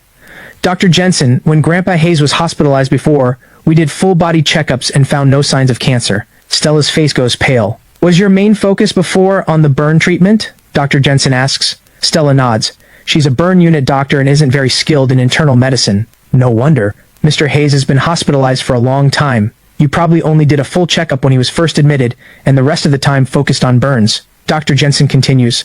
Some lung lesions are too small to detect with instruments at the beginning. This illness developed slowly over these 3 years without prevention. Stella's face turns white. She's Grandpa Hayes' attending physician. Letting such a serious illness develop, she can't escape the blame. She doesn't know how to face me. Dr. Stella. Although I'm devastated, I still notice her distress. This isn't your fault. You're a burn unit doctor only responsible for the burns. It's my fault. Grandpa Hayes always coughed back at the orphanage. I ignored it, thinking it was nothing. I'm the one who hurt him. Stella's eyes turn red. She knows how heartbroken I am, but she didn't expect that at this moment, I'm still taking care of her feelings. Dr. Jensen feels moved as well. He had actually planned to keep this from me for now. Vivian is the major shareholder of Yorkfield Central Hospital where he works. In other words, he's just an employee under her. He had planned to gather lung specialists to study the case, see if treatment was possible. If it worked, a major achievement like this might even get him promoted to deputy director. Unfortunately, after 3 days of discussion, the final conclusion was still beyond saving. That's why he came today specifically to tell me the truth, so I could prepare myself. Looking at me now, this young man really is a good person. Handsome, polite, devoted, and humble. No wonder a privileged woman like Vivian would favor me. While this illness can't be cured, extending his time a bit is still possible. It depends on what you choose. I immediately ask, Dr. Jensen, if we can extend his life, of course that's best. Dr. Jensen nods. But it requires a significant cost. A good targeted therapy drug came out of other countries recently, but the price is quite high. 200,000 per dose. For your grandfather's condition, he'd need at least 2 to 3 doses per month, and if he develops drug resistance, that rate will increase. Without hesitation, I answer, I'll find the money. Past 6 in the evening, I walk out of the hospital in a daze, my mind full of memories with Grandpa Hayes over the years. He picked me up from a garbage pile. Later I heard from Granny Holloway at the orphanage that I was covered in mud and burning with fever back then. Without Grandpa Hayes, I might have already died in that garbage pile, hauled off as trash and burned. As a child, my favorite thing was curling up in Grandpa Hayes' arms listening to his stories, learning life lessons from him. He'd hide from the other children to slip me some pocket money, remember my birthday, give me the gift I wanted most, and scold me sternly when my grades weren't good. He is the only family I have in this world, my only emotional anchor. In my previous life, I was also raised by a grandfather, and now with 2 souls merged into one, I feel the pain of losing family more deeply than anyone. As I walk, tears spill down my face. Ring, ring. A call comes in. I pick up my phone and glance at the screen. A trace of weariness crosses my face. Hello? What hello? Can't even call me mom anymore? I really raised you for nothing all those years. A sharp, bitter female voice comes through. This is my former adoptive mother, Fiona. She raised me from age 5 to 10. In the early years, the couple treated me decently, like their own son. But when I was 8, Fiona, who had been declared infertile, unexpectedly got pregnant. 10 months later, she gave birth to a chubby baby boy. The couple was overjoyed. But that was the day my nightmare began. With their own son, they couldn't stand the sight of me. Before I was even 9, I took on all the housework, and any displeasure meant a beating. A year later, they sent me back to the orphanage. That should have been the end of it. But 3 years ago, they somehow heard I had married a female boss, and started showing up every few days, screaming I was an ungrateful brat, that I'd gotten rich and forgotten to repay their upbringing. When they couldn't find me, they made scenes at the orphanage, turning the whole place upside down. I couldn't take it. Thinking they did raise me for a few years, and were good to me in the early years, I gave them 200,000 all at once. After getting that money, the couple was quiet for a while, but within half a year, they started the same scheme again, saying the upbringing money was nowhere near enough. After learning I was acting, they even threatened to call reporters to expose me. Afraid of damaging Vivian's reputation, I gave in time and again over these 3 years, only to be met with the couple's escalating greed. I don't even need to think about it. Fiona calling is definitely to demand money again. I rub my temples with a headache, thick weariness flickering in my eyes. Are you deaf?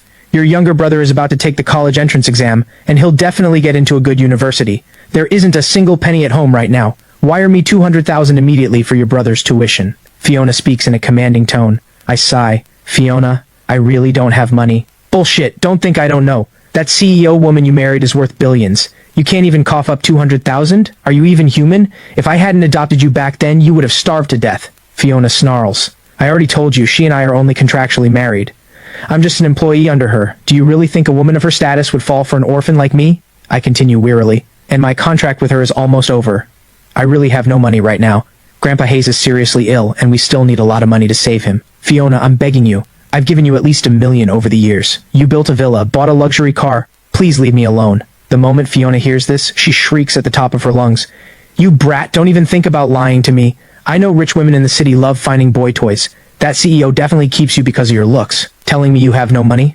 Like hell I'd believe you. Want me to let you off? Fine. Wire me $10 million in one payment, and I promise I'll never bother you again. $10 million. I'm stunned hearing this. She really has the nerve. That CEO is worth billions. What's $10 million to her? I'm warning you, without 10 million, forget about it. I'll cling to you forever. If you don't let our family live well, you won't live well either. Fiona sneers. Do whatever you want. I directly hang up the phone. No matter how many times Fiona calls back like she's possessed, I ignore her. I know a woman like Fiona is ruthless. Before, I worried it would affect Vivian, so I kept giving in. But now Grandpa Hayes needs money to save his life, and my contract with Vivian is ending. I refuse to keep giving in. Right now, I just want to make money fast to extend Grandpa Hayes' life as much as possible. Then I walk into the Aces bar. The blows today have made me more frustrated than ever, and right now I just want a drink to take the edge off. The Aces bar is a large lounge bar with heavy traffic. When I used to be a resident singer here, it was basically packed every night. That's because the owner runs the place well. Hey Ethan, what brings you here? The moment I walk into the bar, a pretty woman in her 30s lights up and walks over. Rose. I break into a smile. This woman is Rose, the manager of the bar. She took good care of me back when I worked here. I'm here as a customer today. And here I thought you came specially to see me. Got my hopes up for nothing. Rose rolls her eyes at me, and I scratch my head awkwardly. You ungrateful little thing. Got yourself a wealthy woman and now you look down on us poor friends? 3 years and not a single visit. Rose's voice carries a hint of resentment. I don't know what to say and quickly change the subject. Rose, is Lena still singing here? You have the nerve to bring up Lena? She liked you so much back then, and you ran off with that rich woman without even saying goodbye. Do you have any idea how hurt she was? Rose says helplessly. She left less than a month after you did. But we've kept in touch over the years. 2 years ago, she joined a singing competition and made the top 10. She signed with an agency now. Things aren't blazing, but she gets ad work, which is way better than singing at a bar. Really? That's wonderful. Becoming a singer was always her dream. I can't help feeling happy for my good friend. Rose pauses, then asks, how about you? How are things with that rich woman? I don't feel like saying much. It's whatever. Rose, you've got lots of customers. I won't keep you from work. I'll find a spot over there. I point to a corner and walk over. After sitting down, I order 2 bottles of wine and drink alone. Rose comes over for a glass with me at one point. Just as a warm buzz settles in, a surprised voice suddenly comes from beside me. What are you doing here? Stella? I turn around, stunned to see her. I'm used to seeing her in a white coat looking dignified and serious, but tonight she's in a fitted black bodycon dress that shows off her stunning figure. I notice many men around fixing burning gazes on her. Bad mood. Came for a drink. Didn't expect to run into you here. Stella sits down across from me, ordering a bottle of red wine from the server. I know why she's in a bad mood, and comfort her. Stella, Grandpa's situation really isn't your fault. Please don't feel guilty. If you do, I'll feel terrible. What about you? You came to drink because you're upset about Grandpa. Stella looks up at me. She remembers I once told her I hate drinking, especially the feeling of being drunk. Back when I was a resident singer here, I had to drink with some big tipping customers, often ending up drunk. I hated that feeling. For me to come here alone today doing the very thing I hate, my mood must be at rock bottom. By now I've had quite a bit, my head fuzzy, my face flushed red. Hearing her words, I let out a self-mocking laugh. Stella, I just feel like I've been such a failure as a person. Stella pauses. I tilt my head back and take a sip of wine, my eyes hazy. I told you, Grandpa picked me up from a garbage pile. Without him, there's no me. I was actually pretty mischievous as a kid and my grades weren't great. A child like me, especially one in an orphanage, would usually be given up on, but Grandpa never gave up on me. Later, when he found out I had some musical talent, he supported me studying music. You know, studying arts isn't something an average family's kid can afford, let alone an orphan. But from beginning to end, Grandpa supported my dream. To gather tuition at his age, he went to work at construction sites. One time he even fell from a building. As I speak, tears spill down uncontrollably. But I'm useless. Watching him suffer like this, watching his life come to an end, and I can't help him. Stella's heart is deeply moved. Seeing me in tears, she aches for me. Grandpa won't blame you. Don't blame yourself like this. You've already done so much. And didn't you say I'm your only friend? As a friend, I'll definitely help you. Stella, thank you, I say sincerely. You've already helped me so much these 3 years. I don't know how to repay you. Stella smiles gently. Silly, you took a knife from me that day and saved my life. Isn't that enough? Besides, caring for patients is part of my duty as a doctor. I can't hold my alcohol well. After finishing the bottle, my head feels like it's exploding, and I collapse on the table, unable to get up. Stella struggles to help me into the car and calls a designated driver to take me to Yorkfield Estates. She doesn't know yet that I moved out of the villa area. She has dropped me off here a few times before, so she remembers the location, but she doesn't have Vivian's number, so she has to use my phone to call her. Hello? A cool voice comes through the receiver. Is this Miss Sterling? Ethan is drunk. Please come to the gate to pick him up. Who are you? Hearing a woman's voice on the other end, Vivian demands. I'm his friend. Vivian falls silent for a few seconds. More than 10 minutes later, Vivian walks to the gate in casual clothes. When she sees Stella standing at the car door, she's stunned. This woman is too beautiful. In looks, she matches Vivian, and she also has a graceful air that Vivian lacks, like a refined young lady from the South. When did Ethan have such a beautiful female friend? Vivian feels uncomfortable. She steps forward. Why did you take him drinking? Don't you know his health is bad? Stella pauses. Vivian's arrogant tone makes her uncomfortable. Does she talk to Ethan with this same condescending attitude? At that thought, Stella's eyes turn angry. Ethan is such a good, gentle man. What right does she have to treat him like this? Miss Sterling, I know your family is wealthy, but I don't know you, and I don't owe you anything. I hope you'll watch your tone, Stella shoots back. Vivian pauses, knowing her tone was a bit harsh. She usually doesn't treat people this way. She was only worried about Ethan's health today. He only has 2 months left. And this woman took him drinking and got him completely wasted. That's why she was so angry. Give him to me. I'll take him home. Stella raises a brow. Miss Sterling, as Ethan's friend, I think I have the right to say a few words. Yes, he has no money and no status, and is nothing compared to your Sterling family. But he's kind. He deserves to be treasured and cared for. I hope you can be a little kinder to him. If you don't know how to treasure him, plenty of people out there would. She doesn't know how Vivian and I usually interact, but she can guess this woman isn't good to me. Otherwise, a woman worth billions wouldn't have a husband going to a bar to drink over a bit of treatment money. What's between me and him doesn't need outsiders interfering. But thank you for bringing him back. Vivian gives her a deep look, helps me out of the car and walks me, with my hazy drunken eyes, toward the villa. Back at the house, she lays me on the bed and catches her breath for a long while before slowly calming. She stares at me, carefully studying this man she has lived with for years. Drunk, I am unusually quiet. No noise, no drunken talk, as if in deep sleep. By appearance, this man is truly perfect. Vivian has seen many handsome men, but I would rank in her top 3. Vivian quietly watches for a while, then turns her complex gaze away. She goes to the bathroom, brings back a towel and wipes my face. Then she pulls the covers over me. Still asleep, I have no idea Vivian is doing all this. Going into the study, Vivian dials Dr. Jensen's number. Miss Sterling, what can I do for you? How is Ethan's condition? Not optimistic. He came by today, and the problem keeps getting worse. I've discussed this with some colleagues over the past few days. The best option now is to purchase the targeted therapy drug from other countries, Dr. Jensen says. 200,000 per dose. About 3 doses a month. This amount is nothing to Vivian. She doesn't care about the cost. She asks, with this drug, how much longer can he live? This drug works well, but drug resistance is strong. It's most effective in the first 2 months, then doses need to gradually increase until it stops working completely, Dr. Jensen says. Based on my estimate, with this drug he can hold on for at most half a year. Vivian pauses a moment. Money isn't an issue.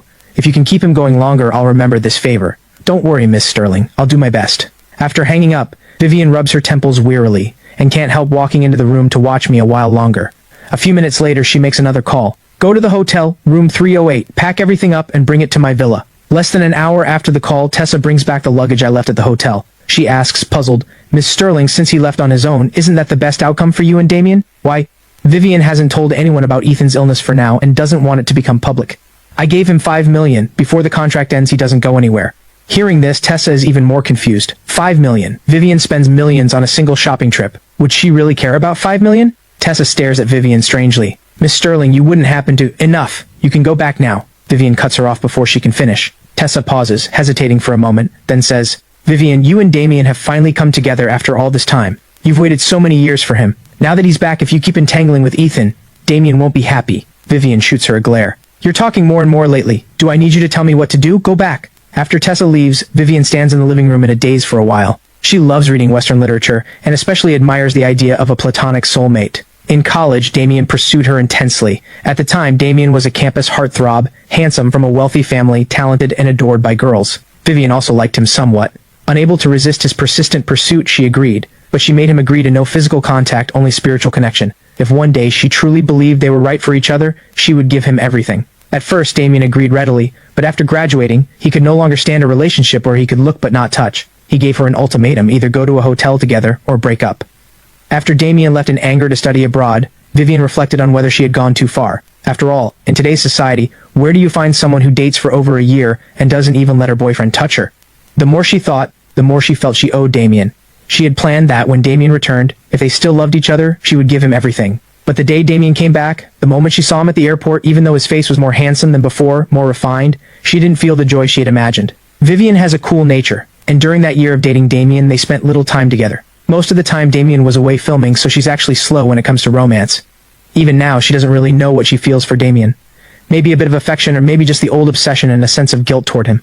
She's lost in thought when she suddenly hears noise coming from my room. She pauses briefly, then walks in to find that I have actually sat up dazedly on the bed. You're awake? Miss Sterling, what are you doing here? I ask, slurring. Vivian says, this is my villa. If I'm not here, where would I be? How did I end up here? Sorry, Miss Sterling, I'll leave right away. I sway as I stand up, preparing to leave. Sit down. Vivian's brows knit. In the middle of the night, where do you think you're going? Your things have already been brought back, the hotel room is checked out, and from now on you'll live here. You brought my luggage back? I stare at her blankly. I said our contract isn't over. You're not going anywhere.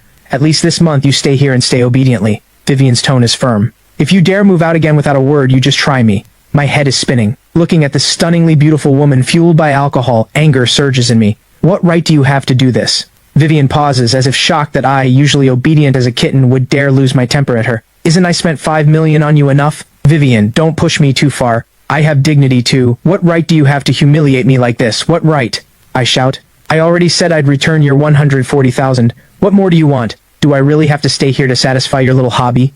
Vivian is confused. What hobby? I want to leave, you won't let me, you insist I stay. Isn't it just so I have to stay here and watch you and Damien flaunt your love? Yes, I took your $5 million, but you can't use that $5 million to humiliate me like this. I don't have that creepy hobby of spying on other people. Why do you insist on torturing me here? Have mercy, let me go. I don't want to be a third wheel. As I say this, a wave of dizziness hits me. I stagger and fall onto the bed, falling fast asleep again, mumbling something like, I don't want to be a third wheel. Vivian stands frozen for a long while, looking at my dazed state, and suddenly can't hold it in. She bursts into laughter, and in that moment the whole room lights up. The next morning I rub my aching head and sit up, looking at this familiar yet strange environment. I freeze for a second. Then it hits me. I think I said some things last night I shouldn't have. I slap my head in frustration. Ethan, I told you not to drink, but you had to. Now how am I going to clean this up? I have this cringe so hard I want to die feeling. The words are out. How do I face her now? After sitting on the bed in a daze for a while, I freshen up in the bathroom and walk into the living room. The moment I get there, I freeze. In the kitchen, Vivian is bustling around in silk pajamas. The soft silk clings to her curves, unable to hide her graceful figure. I rub my eyes, wondering if I'm still hungover and seeing things. After all these years with Vivian, I have never seen her enter the kitchen, and I took that as natural. A wealthy heiress, a billion-dollar female CEO, who has never lifted a finger in her life, who normally handles deals worth tens of millions or even hundreds of millions. Just letting her touch the kitchen felt like a crime to me. So all the kitchen work has been mine alone for years. I never let Vivian touch a drop of grease. Now suddenly seeing her cooking in the kitchen, apparently making soup, nearly drops my jaw.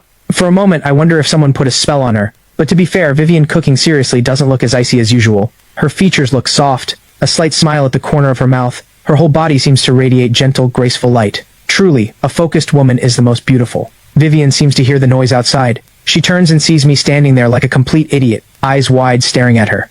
She's a bit startled, the corner of her mouth lifting. You're awake? I am. My face dims with a bit of embarrassment. You're making soup? Almost done, just a moment. I subconsciously nod, but my feet feel glued to the spot, unable to leave or move. Finally, I scratch my head and ask, need any help?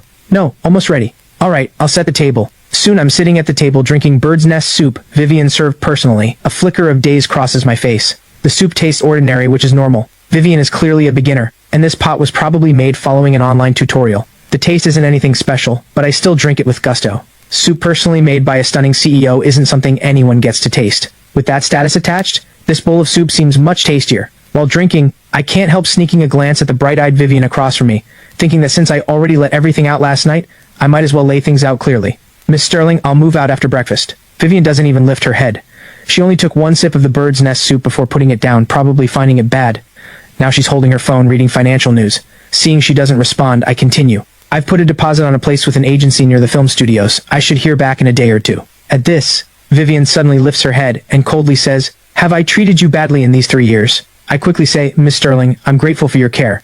Not only did you give me $5 million, I've also lived well here.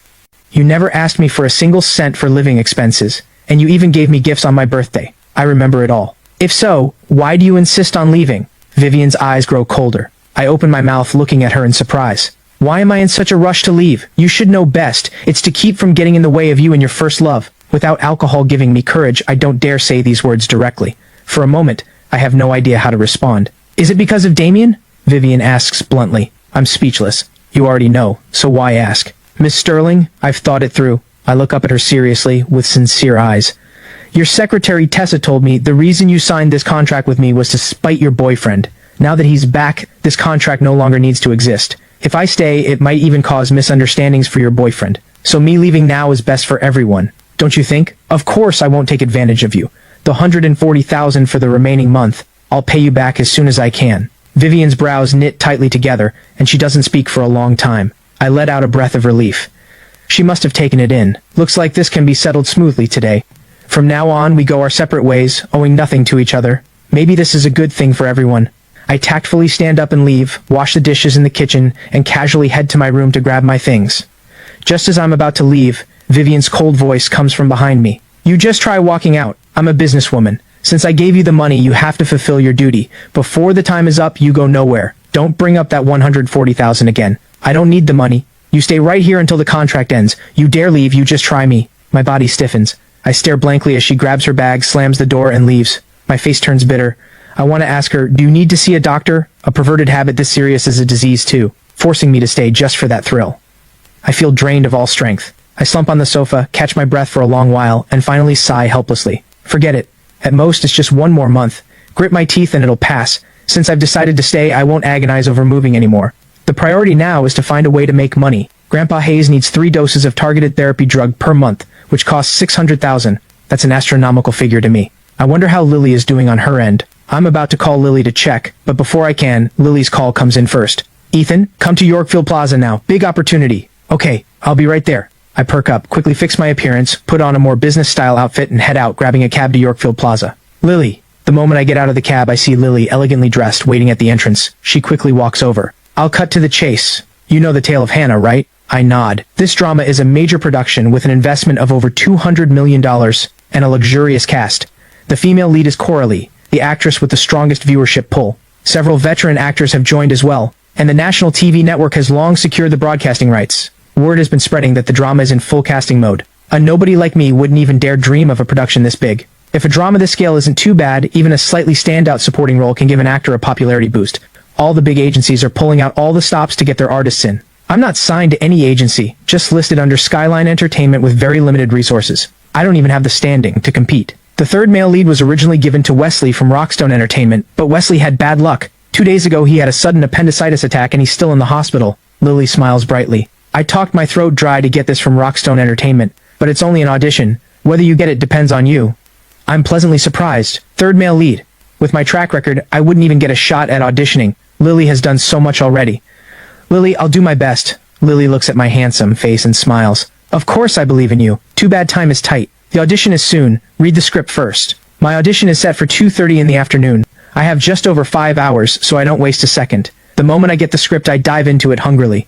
What are you doing here? Just as I'm fully absorbed in the character, a surprised voice suddenly comes to my ears. I jerk my head up and meet Damien's gaze, full of shock and anger. A wave of disgust rises from nowhere. I don't respond, just lower my head, eyes fixed on the script. You're here to audition? Seeing the script in my hand, Damien's brows furrow, as if he can't understand how a small-time actor like me has the right to audition. Mr. Damien, what I'm doing here doesn't seem to concern you. Hearing his arrogant, condescending tone, I feel deeply uncomfortable. Damien sneers. You talk one way to people's faces and another behind their backs. Calling you a troublemaker is being generous. That day at the coffee shop, do you remember what you said? You promised to move out, and just days later you're clinging on like glue again. Have you no shame? Hearing this, my first reaction isn't anger, but irritation. Damien knew so fast that I moved back. It must have been Vivian who told him. I can't figure out what this woman wants. On one hand, she forces me to stay with her hard stance, and on the other, she stirs up trouble with her first love. What does she want? For the first time, resentment toward Vivian rises in my heart. Even though I'm her employee and took her money, that doesn't mean she can trample on my dignity so freely. Mr. Damien, did you come to the wrong person? I say flatly. Do you think I could move back without Vivian's permission? Seeing Damien's stunned expression, I continue. Instead of giving me trouble here, you should talk to Vivian. The moment she agrees, I'll move out immediately. Damien's face darkens. You'd better recognize what you are. Garbage from an orphanage trying to lay hands on a wealthy heiress. Don't you find yourself naive and laughable? Vivian taking you in was pity, sympathy. You don't actually think she has any real feelings for you, do you? I'm warning you, get as far away as you can. If you dare cling to Vivian, I'll make sure you can't survive in Yorkfield. At this, he suddenly puts on a mocking smile. You want to audition for this drama? Do you know who invested in it? Vivian is the largest investor, and the only reason she invested was because I wanted to play the male lead. I don't care how you got the chance to audition, but with my single call to Vivian, even if you ace the audition, it's useless. You believe me? Without waiting for my response, Damien struts away with his arrogant air. I sit there frozen for a long time, my mind a mess. Who's Ethan? Come in for the audition. A female assistant walks into the waiting room. I snap out of my daze. Even though I know what Damien said is true, one word from him and Vivian will most likely kick me off the production, I still hold on to a sliver of hope. What if? I desperately need money right now. This drama matters too much to me. Even with a 1 in 10,000 chance, I want to try. I follow the assistant into the room. Seeing the 3 judges sitting in front, my heart tightens with nerves. The bearded man in the center is Director Hudson, a famous director in television, with multiple hit shows under his belt, and the director of The Tale of Hannah. On his left is a woman of about 27 or 28, in an elegant dress, regal and dignified, with a stunning, breathtaking beauty. She's the famous A-list TV star Coralie. On the right sits the renowned veteran actor Master Tanner, with many beloved classic works, a true titan of the industry. Hello, Director Hudson, Master Tanner, Miss Coralie. I bow slightly and greet them. Ethan, right? Please sit. Master Tanner kindly speaks first. I'd like to hear your analysis of the character. I nod, sitting upright. I think Yoren is actually a very complex character. His personality isn't static. It mainly divides into 3 stages: early, middle, and late. I speak fluently for over 10 minutes, then stop at the right moment. Masters, this is my understanding of the character. Coralie's eyes brighten, her gaze openly carrying appreciation. It seems you have clearly studied the character in depth. The third male lead has many scenes with her, so she takes the role seriously and came in person for today's audition. More than a dozen actors auditioned before me, including several well-known male stars in the industry, but none of them understood Yoren as deeply as me. Thank you, Miss Coralie. I feel a little guilty. I just have a good memory, and with years of studying characters, I can quickly grasp a character's personality from complex plots. Ethan, what truly matters for an actor is acting skill. Your research is good, but the final decision depends on your acting. Coralie smiles. Next, I'll personally do a scene with you. The Eastern Palace abduction scene, you remember it? Let's do that one. How about it? I quickly reply. Of course. This scene is very representative. The third male lead, Yoren, is an Imperial Guard general who falls in love at first sight with the female lead, a transmigrated palace maid, loving her with everything he has. To save her, he disobeys the Emperor's orders, mobilizes the Imperial Guards, storms the Duke's mansion, and beats the Duke's spoiled young heir half to death. There are many scenes like this. In short, this is the ultimate simp character, willing to throw everything away for the female lead. But it is the tale of Hannah after all. No matter how much he simps, he can't overcome the plot. In the end, the female lead chooses the Crown Prince. And the Eastern Palace abduction scene is Yoren's ultimate emotional breaking point after years of pursuing her. It's a key highlight and quite difficult to perform brilliantly. In the room, Coralie and I stand facing each other. Hannah, tell me, did the Crown Prince force you? You love me. How can you marry him? I roar with intense emotion, the muscles in my face twitching, grief and despair bursting from my eyes in an instant.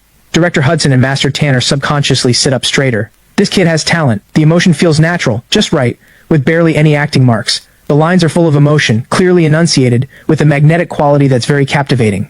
Coralie is also stunned, but quickly recovers. I'm sorry, Brother Yoren. I didn't know. I've always seen you as a brother. Brother? No, I don't want to be your brother. My expression turns frantic, full of helplessness. I impulsively grab Coralie's hand. Hannah, I love you. For you, I'd throw away everything. I know. The Crown Prince must have threatened you. I'll take you away, far, far away, to a place where no one knows us. At this, my eyes fill with pleading, my body trembling slightly. Brother Yoren, you're hurting me. The Crown Prince didn't threaten me. Marrying him is my own choice. Brother Yoren, I'm grateful for your love, but I truly only see you as a brother. The only one I love is the Crown Prince. I know this hurts you, but I don't want you to keep going down the wrong path. Ha ha ha, brother. So all this time I've only been a brother in your eyes. Hearing this, I plunge into madness. My eyes instantly flood with tears, my eyes filling with thick bloodshot veins. Director Hudson and Master Tanner watch me holding their breath, infected by my emotion. Soon applause fills the room. Well done. Perfectly acted. Coralie quietly wipes away a tear and smiles at me. Ethan, you were amazing. I almost couldn't keep up. Have you really never had a big role before? Mostly just small roles in web dramas, I answer honestly. Director Hudson nods approvingly. Ethan, you have real acting talent. That scene had natural emotional shifts, no pretense, no exaggeration, and the emotion was full. The crying part was especially brilliant. Master Tanner also smiles. Young man, keep at it. Young actors these days are too restless. They only chase money and don't polish their craft. Just relying on a face only lets their ride on youth. I see real promise in you. Keep polishing your craft and you'll definitely have a place in this industry. I'm flattered. Thank you all for the encouragement. Ethan, go home and prepare. Barring anything unexpected, this role is yours. Director Hudson rarely makes a final call at the audition stage because too many connections are involved in casting, but my acting just now completely won him over. Top-tier looks, first-class acting, solid line delivery skill. The reason a uniquely gifted young actor like me hasn't broken out yet is just missing someone to push from behind. He doesn't mind being that backer. Given my humble personality, when I become a big star one day, I'll remember the favor. Thank you, Director Hudson. And thank you, Master Tanner and Miss Coralie. I show appropriate excitement. Stepping out of the room, I can no longer hold back my joy. I pump my fist hard. Landing this role, the paycheck alone is $3 million. If this role makes me a little famous, I'll never have to worry about getting work again. So this role is crucial for me right now, not just for earning the money to treat Grandpa Hayes, but for my entire acting career. Ethan, just as I'm about to share the good news with Lily, a familiar voice comes from behind. Oh, Miss Coralie. Turning to see her, I'm stunned. Coralie smiles. Let's add each other on WhatsApp. There's still time before official shooting. When you're free, we can chat more, work on making the role even better. My mind goes blank. An A-list star like Coralie is actually asking to add my contact. I'm beyond flattered. I quickly pull out my phone and add her on WhatsApp. Miss Coralie, please give me your guidance from here on. Coralie looks at my handsome face. Don't call me Miss Coralie. I'm not much older than you, and being called that makes me sound old. Just call me Coralie. I have something to handle. We'll chat on WhatsApp. Take care, Miss Coralie. Still Miss Coralie? My face flushes. Coralie. Now that's better. Coralie giggles and walks gracefully away. Then I find Lily in the waiting room. Director Hudson made the call. He's giving me the role. Hearing this news, Lily asks in shock and delight, "He really said that?" "Yes, he did." "Amazing, Ethan. I knew you could do it." Lily excitedly hugs me. "Landing this role, you'll definitely get famous, and I'll get to ride your wave too." Lily. My face flushes red, a bit at a loss. Lily realizes she got too carried away and quickly lets go. Seeing my face red to the ears, she laughs. "A married man and still this shy. Come on, to celebrate you landing the role, I'm treating you to dinner." Lily picks a Western restaurant in the city center, quite upscale. After ordering, Lily says, "This drama starts shooting early next month. You have half a month to prepare. With your acting, you'll definitely be fine, but you still shouldn't slack off. Polish your skills as much as you can. I made plans with Coralie. We're going to discuss acting." "What Coralie?" "Coralie. I mean Ms. Coralie." Lily's eyes go wide like she's seen a ghost. "You call her Coralie, and made plans to talk acting together? That's Coralie we're talking about. She looks friendly, but she's actually hard to approach." All her years in the industry, Lily has heard plenty of rumors about Coralie. They say she comes from a wealthy family, has a fiery temper, and once publicly slapped several directors and investors who tried the casting couch. In dramas, she plays leading ladies, and in real life, she's just as much a queen. A woman from such a powerful background with such a strong presence actually wants to discuss the script with Ethan, a newcomer. Is something wrong with that? I look up, confused. No. Lily looks at my face with a complex expression, thinking inside, Coralie, you act like you have no interest in any man, but turns out you're just as ordinary." Halfway through dinner, two people suddenly walk in at the entrance heading toward us. The moment this man and woman come in, they immediately draw everyone's attention. It's Vivian and her first love, Damien. "Vivian, let's take the window seat over there." Damien smiles at Vivian beside him. Since coming back, he has invited her out alone many times, but Vivian has always made excuses and refused to dine with him one-on-one. Still, Damien knows Vivian warms up slowly. After so many years apart, there's bound to be a bit of distance. He believes pursuing her as passionately as he did in college will eventually win this icy beauty over. So he isn't in a hurry. These past days, he sends a bouquet of flowers to her every morning and evening, regular breakfast delivered, and constant caring messages on WhatsApp. This afternoon, he tentatively invited her to dinner, and to his surprise, she actually agreed. Even now, Damien is excited, as if he sees hope of winning her over. The seat Damien picks happens to be right in front of Lily and me.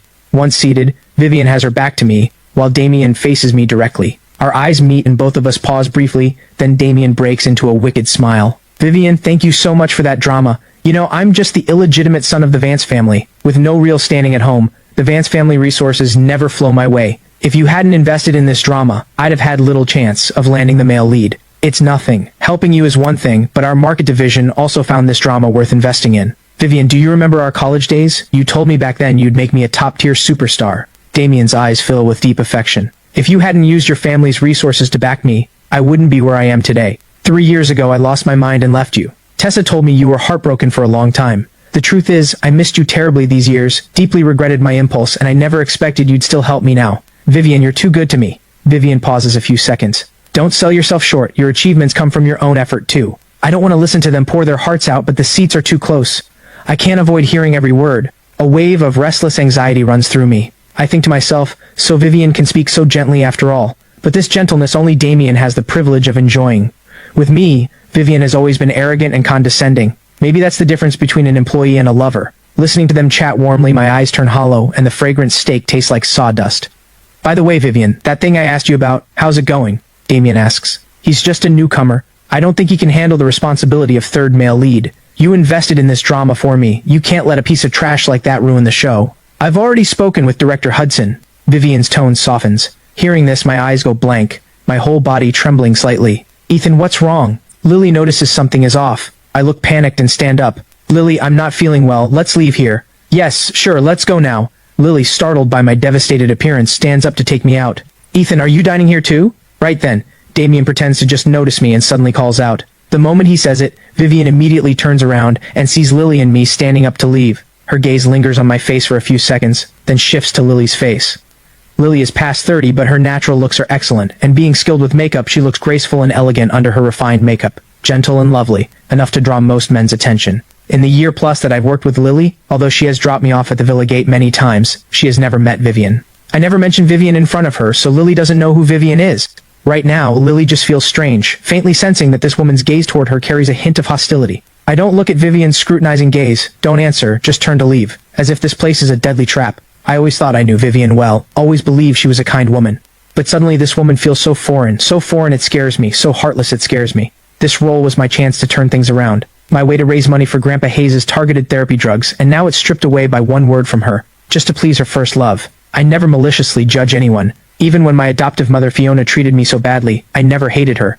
I'd remember the good side of her. But in my hour of greatest need, the woman I'm most grateful to ruthlessly cut down my hope. Ethan, stop, Vivian says coldly.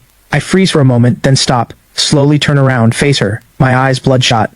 My nails dig into my palms, trying not to let myself lose composure, but inside I'm thinking, what right do I have to blame her? The drama was her investment. She's free to swap out whoever she wants. She owes me nothing. Damien is her real boyfriend. To please her boyfriend, she takes my role away. Isn't that normal? Vivian meets my bloodshot eyes, momentarily losing herself. For all the time she has known me, the Ethan in her memory has always been warm and gentle, with a warm smile always on his lips. Whenever she sees him, a whole day's worries seem to vanish. Though she doesn't always want to admit it, she enjoys their time alone together. She works in the study, he bustles in the kitchen, or cleans the house, humming pleasant melodies. Even without seeing him face to face, just feeling his presence in the house, his quiet warmth, gives her peace of mind. In all their years together, she has never seen such a near-despair look in his eyes, carrying a heartbreaking, shattered feeling. Her heart trembles slightly, and her tone softens. Ethan, Damien and I are discussing some work matters. Come sit with us. The reason she agreed to dinner with Damien today is mainly because Damien has been sending flowers and breakfasts every day, causing her major trouble. Many people at the company know she's married, and Damien's relentless pursuit has stirred up plenty of bad rumors at work. She wanted to use this chance to have a proper talk with Damien, not expecting to run into me here. Normally, with her proud and cool nature, she would never bother explaining. But seeing my devastated state, Vivian uncharacteristically offers an explanation. No thank you, Miss Sterling. We've already finished eating. Nothing else. I'll head out now. Right after saying that, I practically flee the scene.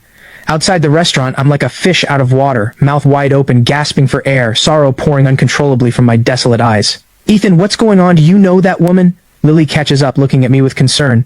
Lily, I'm sorry. I feel I've let her down. I know how much Lily has poured into me over the years, how many worries she has carried for my career. There were several good opportunities before, but they required filming out of province for long stretches. Having signed the contract with Vivian, I always put her first, to do right by that 5 million, and with Grandpa Hayes to look after, I painfully gave up those opportunities. But Lily has always respected my decisions, never complaining. Landing the Yorin role this time I wanted to share with Lily right away, because it would not only launch my career, but also lift Lily's career.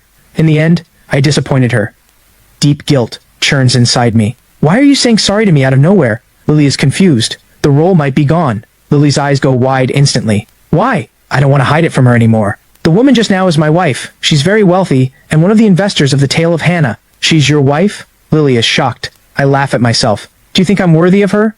The truth is, we're just in a fake marriage. The contract has 1 month left, then it ends. Lily is stunned, never imagining things would be this way. You should have recognized the man with her, Damien. He's her boyfriend. Now you know why Damien dislikes me. I smile bitterly. She invested in this drama mainly for Damien so he could play the male lead. With Damien hating me this much, why would he let me play the third male lead? You heard them just now. They've already decided to take the role from me. It's a lot to process. Lily takes a long time to come back to her senses, then comes endless rage. They're bullying you too much. Forget it, I sigh. It's her investment. She has the right to use whatever actor she wants. But you've been her husband for all these years. Even if it's fake, she shouldn't be this cold-hearted. That woman looks pretty. Who knew her heart was so cruel? The more Lily thinks about it, the angrier she gets. She wants to march back and curse Vivian out, but I hold her back. Lily, don't be rash. How can I not be? Lily is fired up. You finally got a chance, and they just deny all your effort with one word? What gives them the right? My eyes go vacant, and I shake my head gently. No matter what, she helped me back then. Without Vivian's 5 million, Grandpa Hayes wouldn't be alive today, and the orphanage might have been shut down long ago. I'll always remember this great kindness. Lily looks up at my lost eyes, aching for me. You're just too kind, always thinking of others. If the chance is gone, it's gone. I'll find you another one. I don't believe they can control everything. With your acting and talent, someone will see your worth. Just as we leave the restaurant, Vivian and Damien come out. Before the food even arrived, Vivian lost her appetite and quickly came downstairs, just in time to catch a glimpse of my departing figure. Damien glances at her dazed eyes, jealousy flashing in his own. He smiles. Didn't expect Ethan to quietly find himself a girlfriend. She's pretty, but seems a few years older than him. Heh, maybe knowing the contract with you is ending, he seamlessly found another woman. Never would have guessed. He looks so innocent on the surface but plays around so freely behind the scenes. Vivian stays silent. A flicker of deep thought crosses her cold, sharp features. Damien, stop sending flowers to my office. Damien freezes. Ethan and I are still husband and wife. Many people at the company know this. Your big bouquets every day have already caused a lot of bad rumors, Vivian says. Damien says with difficulty. Vivian, you know my feelings for you. Since you've waited so many years, even finding Ethan as a substitute, now that I'm back, is there really any need to keep entangling with him? He really can't figure out what Vivian is thinking. On one hand, she acts deeply devoted, saving herself for him, even finding a substitute who resembles him a bit. She treasures every gift he sent, taking careful care of even a single clivia plant. But ever since he came back, she keeps her distance, lukewarm and detached. Vivian is silent for a few seconds. I told you back then, what I want is a platonic spiritual love. For years I thought you and I had that kind of connection. Maybe the obsession deep in my heart played tricks. I kept fantasizing and longing, idealizing you as much as I could. That's why I treasured all your gifts. I thought they were so romantic. When I heard you were coming back, I even thought about throwing everything away to run to you. At this point, under Damien's expectant gaze, she pauses briefly, then continues. But that day at the airport, I realized you fell far short of the ideal I had in mind. I felt no real anticipation, no real joy. Why is this happening? Hearing this, Damien clenches his fists, his eyes filled with frustration. Vivian shakes her head. I don't know either. The old feeling just isn't there anymore. Damien grits his teeth. Is it because of Ethan? Vivian freezes for a moment, says nothing. What does he have? No career, no background. He may be handsome, but I'm more handsome than him. In what way am I worse than him? Damien almost roars. Vivian looks up at him, a hint of pity in her eyes. You don't need to be like this. Vivian, I know I was wrong back then. I shouldn't have acted on impulse forcing you that way. Give me one more chance, please. I'll respect you. I'll never force you to do anything you don't want. Damien pleads. Vivian doesn't answer, just turns and walks toward the parking lot. Ethan, you damned bastard. Damien curses through gritted teeth. I'm not done with you. On the way home, I receive a call from Director Hudson. Yes, Director Hudson, I understand. It's fine. I know some things are out of your control. I don't blame you. I'd be honored to hear your guidance another time. On the phone, Director Hudson sincerely apologizes, says he thinks highly of me. This time, it's due to forces beyond his control. There was simply no way to make it work. For his next drama, if there's a suitable role, he'll invite me to audition. Though I already guessed the role was lost, hearing the actual call still leaves me with a sense of loss. This was a real opportunity, but things didn't go my way. So now I need to find another way to earn the money for Grandpa Hayes' targeted therapy drugs fast. Folks, this is the famous estates in Yorkfield. Just as I reach the gate, a bleached blonde guy walks toward me, followed by a whole team. Looks like he's live streaming. They say a single villa here goes for over $100 million minimum, and the front row units, the most prestigious ones, go for over $1 billion. Folks, today I'm going to take you inside to see for yourselves. Watching this scene, I suddenly remember the original owner of this body was a content creator on a platform too. His account name was Riding the Wind, verified as an independent musician. I pull out my phone and check. There are dozens of videos, only 3 originals, most are covers. The original owner's personality was similar to mine, a bit shy, so none of the videos showed his face. With his karaoke-level singing skill, the videos didn't get many likes. The most popular one only got around 70 or 80,000. Should I record an original piece of music and post it? The idea suddenly hits me. At my current level, finding another opportunity like the tale of Hannah would be extremely hard. Earning enough for the targeted therapy drugs through acting isn't realistic. Maybe being a music influencer would be a good way to make money. After all, in my previous life I worked at a record label, systematically trained, skilled in lyrics, composition, and arrangement. My mind holds a huge library of works from my previous life. If I can bring them to this world, maybe I can even break out. Once the idea takes hold, it spreads like wildvines through my mind. Back home, I immediately grab pen and paper. In under 10 minutes, a complete melody and lyrics are perfectly reproduced. At the same time, I download software on my computer and start arranging. I work until 5 in the afternoon. A complete song finally takes shape.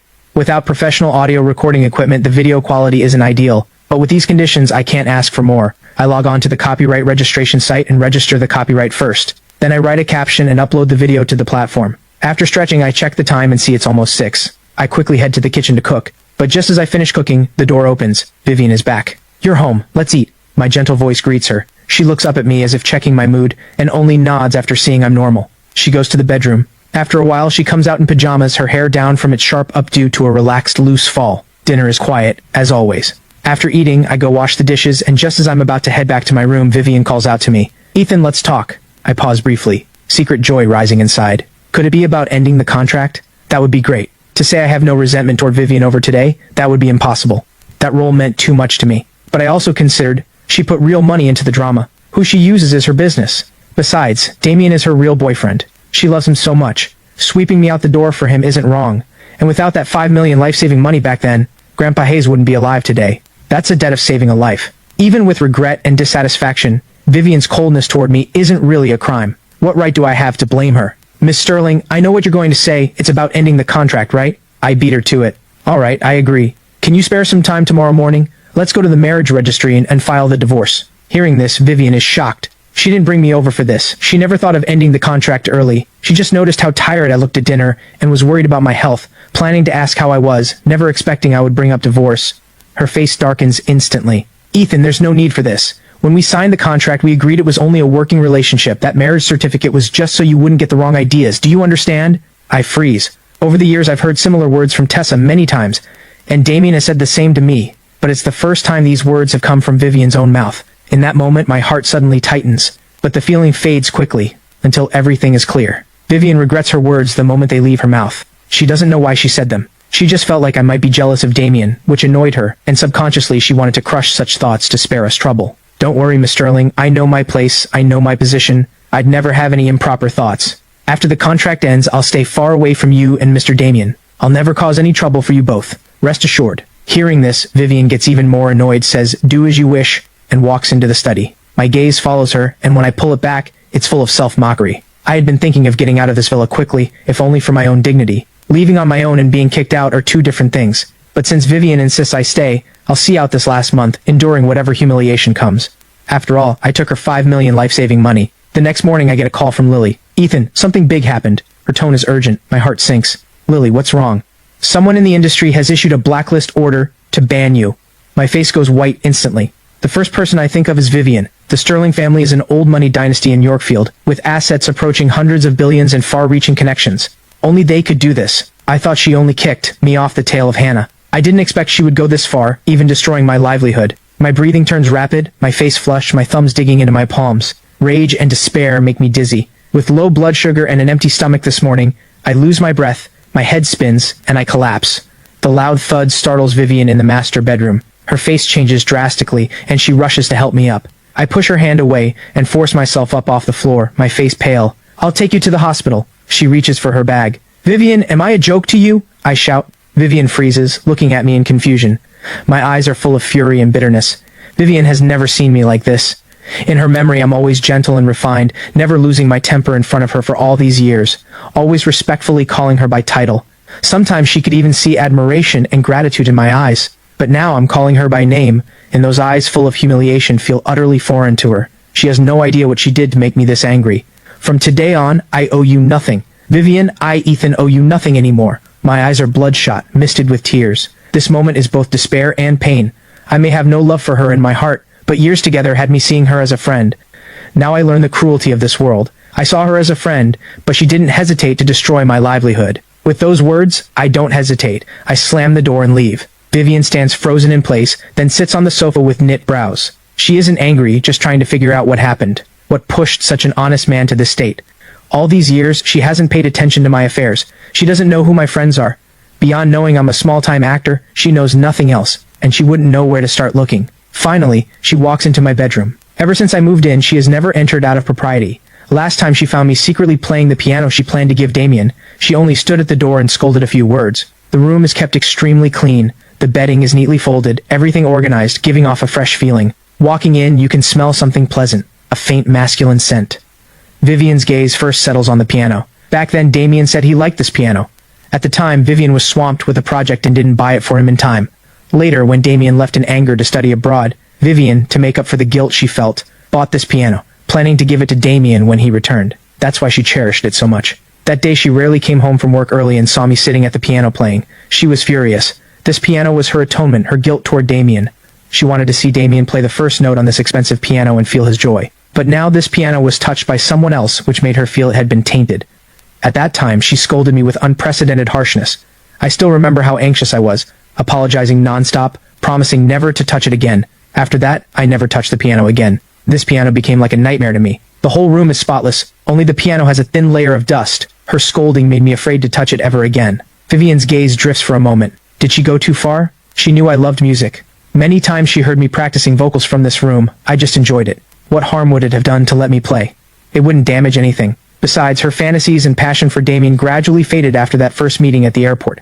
That's why she has never brought up giving the piano to Damien. Her eyes shift uncertainly. Vivian slowly turns her gaze away, settling on the desk. Seeing a script lying there, Vivian is curious. She wants to know what drama I'm working on. She happens to own a film company. If possible, maybe she can quietly send me some resources. She opens the script and freezes. The Tale of Hannah. It's actually this drama. She remembers this one clearly. Her own film company is the lead investor. 2 days ago, Damien came to her saying he was excited about this drama, wanting to play the male lead. Vivian didn't agree right away. She called the project manager and the director to discuss. Damien's acting is ordinary. Better than those who just stare and count numbers, but not by much. But his looks fit the male lead well, and combined with his popularity, after some discussion they decided to cast him as the male lead. She never expected I'd also be involved in this drama. Yorin is the third male lead in this drama. Seeing me mark Yorin's scenes in red pen, her expression turns shocked, and suddenly she remembers yesterday afternoon. Why was Ethan so devastated? Last time when she and Damien talked about removing me from the cast, I was sitting right next to them, so I must have heard every word and thought she deliberately took the role away, which is why I looked so desperate. Her hands gaze away, settling on the desk. Seeing a script lying there, Vivian is curious. She wants to know what drama I'm working on. She happens to own a film company. If possible, maybe she can quietly send me some resources. She opens the script and freezes. The Tale of Hannah. It's actually this drama. She remembers this one clearly. Her own film company is the lead investor. 2 days ago, Damien came to her saying he was excited about this drama, wanting to play the male lead. Vivian didn't agree right away. She called the project manager and the director to discuss. Damien's acting is ordinary. Better than those who just stare and count numbers, but not by much. But his looks fit the male lead well, and combined with his popularity, after some discussion they decided to cast him as the male lead. She never expected I'd also be involved in this drama. Yorin is the third male lead in this drama. Seeing me mark Yorin's scenes in red pen, her expression turns shocked, and suddenly she remembers yesterday afternoon. Why was Ethan so devastated? Last time when she and Damien talked about removing me from the cast, I was sitting right next to them, so I must have heard every word and thought she deliberately took the role away, which is why I looked so desperate. Her hands tremble slightly. She thinks of my hysterical state earlier, and her heart aches. She had no idea about this. She didn't know the Yorin role had been given to me. This morning, Damien called her, telling her angrily that some young actor pulled strings and grabbed the important third male lead role. This young actor had no acting skill, no fame, just someone who got in through connections. With him in the cast, the drama would surely flop. Vivian normally hates this kind of connection-based casting most, and she invested $100 million in this drama. She wants it to make money. How could she allow a single bad apple to ruin the whole show? But she isn't one to take sides blindly. She called the project department, confirmed it, and then had them contact Director Hudson. But she never expected the so-called connection person Damien mentioned was me. Vivian's face slowly darkens. She knows exactly who I am. Besides her, a wife on paper, what other connections do I have? All these years, I have never asked her for anything, and even if I had connections, with my personality, I'd never pull strings to get in through the back door. Realizing Damien had deceived her, disappointment rises in Vivian's heart. She has always held hope for Damien, hoping he would build a career in entertainment, move her family, get them to accept him. If he could move her heart again, she might give him another chance. But now Damien is using such dirty tactics to crush a non-existent rival, borrowing her hand to fire me, which makes her feel insulted. If she hadn't accidentally seen Ethan's script today, she might have been kept in the dark about this whole thing. Right after, Vivian calls Director Hudson. Miss Sterling, please don't take offense, Director Hudson suddenly says. Vivian comes back to her senses. What did you say? I don't know how Ethan offended you, but firing him is one thing. Blacklisting him isn't necessary. He's a good seedling. It would be a shame to ruin him. Not long ago, Director Hudson received a call from Lily asking if he knew who was blacklisting me in the industry. He immediately thought of Vivian. After all, a nobody like me hasn't offended anyone. Other big families wouldn't do this. Only Vivian, who just kicked me off the production, had the motive and the means. Director Hudson truly admires me, and couldn't help speaking up for me. Vivian's voice turned sharp. She asked gravely, "What did you just say? Ethan has been blacklisted? Who issued the order?" Her nature is cool. She rarely shows emotion. Even in the cutthroat business world, she rarely shows excess emotion. But right now she loses her composure, shooting up from her seat. Director Hudson is surprised and quickly explains. "Sorry, Miss Sterling, I may have misread the situation. After all, the only one with both the means and motive is you." Vivian understands his meaning. Blacklisting someone in the entertainment industry is hard. It requires strong capital and connections, and the Sterling family has exactly that. Combined with her kicking me off the production yesterday, Director Hudson naturally made that guess. Vivian pauses, her voice cold and firm. "This wasn't me, but I'll get to the bottom of it. Has the Yorin role been cast?" Director Hudson answers. "Yes, it's settled. We chose Dustin from your company. The contract was signed yesterday afternoon." Vivian responds with a soft sound, then hangs up. She holds her phone, standing frozen for a long time before slowly snapping out of it. She drives to the office. At the office, Secretary Tessa notices Vivian arrived late today and brings her a cup of hot tea. "Miss Sterling, why are you so late today?" Vivian doesn't like coffee. She only likes tea, especially tea from the South. She's usually highly disciplined, a workaholic, rarely lingering outside work hours. Being this late to the office is rare. Vivian gives an order. Have Stanley from Greenstone Pictures come over? Tessa nods in confirmation. Less than half an hour later, a middle-aged man in gold-rimmed glasses walks in, greeting her with a fawning smile. Miss Sterling, you wanted to see me? Vivian narrows her eyes and looks him up and down for a moment, then coldly asks, Stanley, the company has treated you well over the years, hasn't it? Stanley's forehead breaks into sweat. He answers nervously, Miss Sterling, I always remember your kindness. Did something happen? Vivian lifts her eyes and looks at him coldly. The actor for the Yorin role, you personally investigated, didn't you? Stanley is alarmed. Didn't Damien say Vivian wouldn't look into it? Who told you to do this? Vivian's voice gets colder. Stanley looks miserable. This time he's truly been ruined by Damien. Because of his work, he often crosses paths with Damien. He also knows Damien is close to Vivian, so when Damien asked him for this favor, he agreed without hesitation. He never imagined a big figure like Vivian would question him over this. Miss Sterling, this isn't my fault. Mr. Damien came to me, said it was your arrangement. Stanley quickly shifts all the blame onto Damien. Go to finance and collect this month's salary. You don't need to come to work tomorrow, Vivian says coldly. Hearing this, Stanley's face goes pale. Inside, he curses Damien 1,000 times over. It's all because of that damn man making him lose his job. Vivian waves her hand, indicating he can leave. Then she sits dejectedly in her chair, staring blankly at a delicate motorcycle model in front of her. Back in college, she loved these motorcycles that boys liked. She thought they were so cool, so striking. Especially when she was in a bad mood, riding around on one would make all her worries vanish. After Damien learned this, he paid a high price to custom order this motorcycle model from abroad, and assembled it piece by piece as a gift for her. The actual value of this gift is hardly worth mentioning, but the sentiment was priceless. Vivian has always treasured it, kept it in the most prominent spot on her desk, as her companion through countless days and nights. But seeing this model now, her heart fills with an indescribable bitterness. The kind, sunny, shining man in her heart has turned into a sinister person who uses tricks to crush others, which she can't accept. The enormous contrast even gives her heart a momentary jolt. She picks up her phone wanting to call Damien, but quickly puts it down. A few minutes later, she picks it up again and puts it down again. After repeating this who knows how many times, Vivian finally dials the number. Vivian! Damien's delighted voice comes through. Do you have time? Yes, of course. Even if I'm busy, I'd make time for you. Are you at the office? I'll come to you. Vivian's expression stiffens. After a long pause, she says, Maple Cafe, I'll wait for you there. Okay, I'll be right there. On the other side, I bring my purchases home. A professional audio interface, a studio-grade microphone, and a guitar. All in all over $10,000, nearly draining my entire savings. A good craftsman needs the right tools. Yesterday's rough recording left me very unsatisfied, so today I just emptied my savings for a brand new set of equipment. This setup isn't exactly high-end, just enough to get by, but the quality of what it produces will definitely be a few levels higher than yesterday. I wonder how yesterday's video turned out. After arranging the equipment, I sit on the edge of the bed, open the platform with a bit of curiosity. Maple Cafe. Vivian, this is the first time since I came back that you've asked to meet me. Damien holds a bouquet of blue roses, smiling tenderly, like a prince stepping out of a dream. These are your favorite blue roses for you. Vivian's eyes lower slightly. After a moment of hesitation, she takes the flowers, places them on the sofa behind her, and says thank you. Vivian, I remember you love tea most, and your favorite place is the tea house. Why did you invite me to a cafe today? Damien takes a seat across from her, softly smiling. Do you remember our first date? Vivian asks. Damien freezes. That was 4 or 5 years ago. How could he remember? Vivian glances at him. It was at a cafe off campus. Oh, right, I remember now. Damien feels especially excited. Vivian suddenly invited him today, even reminiscing about the past, bringing up their first date. Could it be she's finally let go and wants to get back together? Sir, ma'am, your coffee. A server brings 2 cups over. Americano, my favorite. Vivian, I can't believe you still remember my taste. Seeing the coffee, Damien is delighted. Vivian lowers her head, slowly adds half sweet, picks up a spoon and stirs gently. Just this simple scene makes her look like a fairy on the clouds, beautiful but out of reach. Thinking he once had such a woman, Damien feels a natural surge of pride. After this cup of coffee, don't contact me again, Vivian suddenly says. Damien's pupils dilate, as if hearing something unbelievable. Why? In that instant his voice cracks. Vivian says coldly, I don't like people who lie to me. When did I ever lie to you? Damien's voice is dry. Vivian stares into his eyes, her gaze growing more and more disappointed. Even now he's still lying. What did you do? Think about it yourself. I'm leaving. Vivian has always been direct and decisive. She doesn't want to argue endlessly over this. There are many customers in the cafe, and she doesn't want to be a spectacle for everyone to watch. Is it because of Ethan? Damien stands up, almost gritting his teeth. Yes, I did it, but because of who?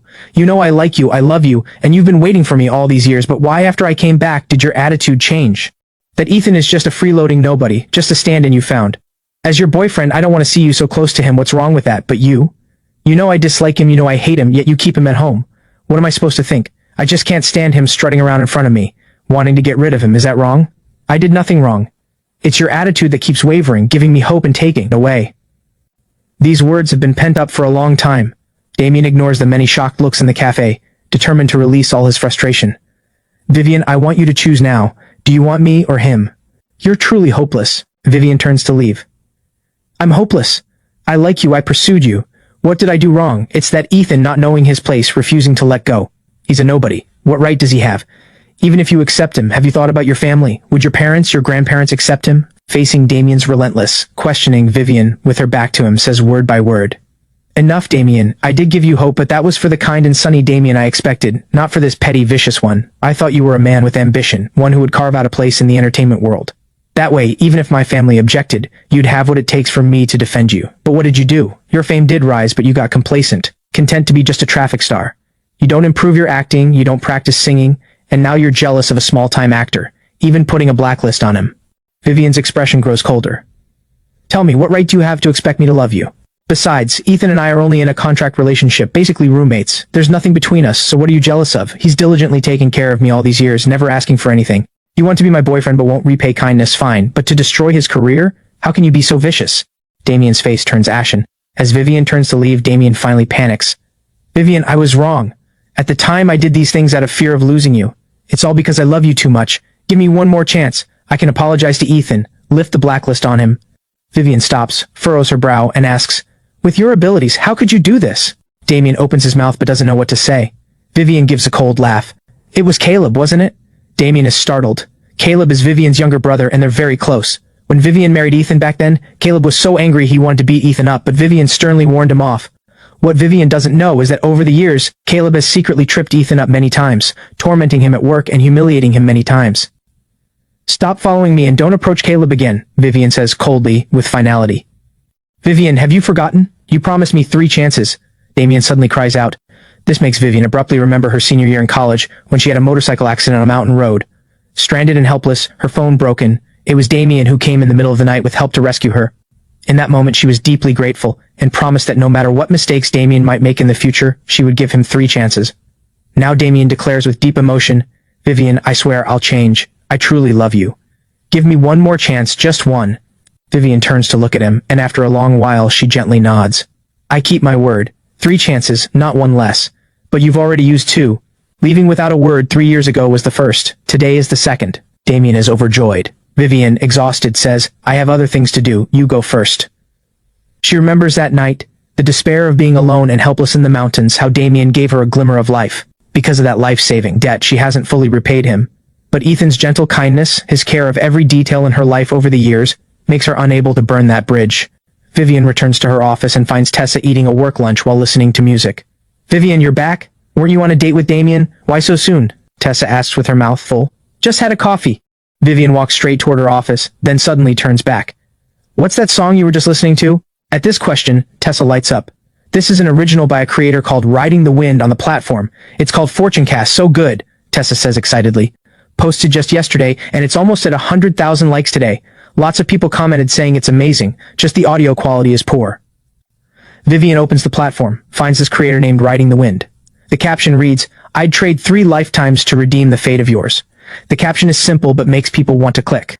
The video uses live humming, with bells coming in, giving the song an ancient reverent flavor. Wind blows over sand and flowers fold an everlasting tale, moon and water, lost in the mirror's flowers. Vivian usually enjoys music too. The arrangement and creativity of this song, including the composition, leave her no particular impression, just standard fare. But the melody is truly catchy, easy to grasp, able to be hummed roughly after a few listens. This is the basic foundation of a hit song. After only 2 listens, Vivian knows this song will definitely go viral. Vivian, do you think this creator's voice sounds familiar? Also, aren't the floor tiles in this video the same as yours? When Tessa points this out, Vivian looks closely. They really are identical, which surprises her. Those custom-made tiles actually appear in the video. Vivian is startled. She instinctively listens to the creator's voice again, and now she can confirm. This creator called Riding the Wind is Ethan. In this moment, Vivian is genuinely stunned by me. She knew I love music, even sang at a bar before, but she never knew I had such talent in music. From the song's lyrics, it seems I wrote the words, composed the melody, and did the arrangement myself. Sitting back at her desk, Vivian rarely puts her mind off work, but this time she opens the comments and reads them. So perfect, my ears just had an orgasm. The creator's voice is so gentle and magnetic, too bad he didn't show his face. This song tells the blind ones, don't fail those who treat you well. Some feelings, once lost, never return. Reading the comments, Vivian feels a bit dazed. Don't fail those who treat you well? She thinks of Damien, but then my image crosses her mind. Honestly speaking, in the year plus she spent with Damien, they didn't have many truly beautiful memories, except for that time Damien rescued her. Most of their dates were just movies, meals, and coffee. By now those memories have faded. Back then she was already gradually taking over management at the company, swamped with work, and Damien was also busy with his acting career. They rarely saw each other. In contrast, in these 3 years with me, though I never did anything romantic, never went shopping with her, never went out to eat, never watched a movie with her, all the things couples do, Vivian had always avoided. But I arranged every detail of her life perfectly, with the utmost care, quietly, like rain nourishing the earth. It's exactly this silent care that leaves the deepest mark on the heart. At this thought, Vivian can't help feeling somewhat absurd.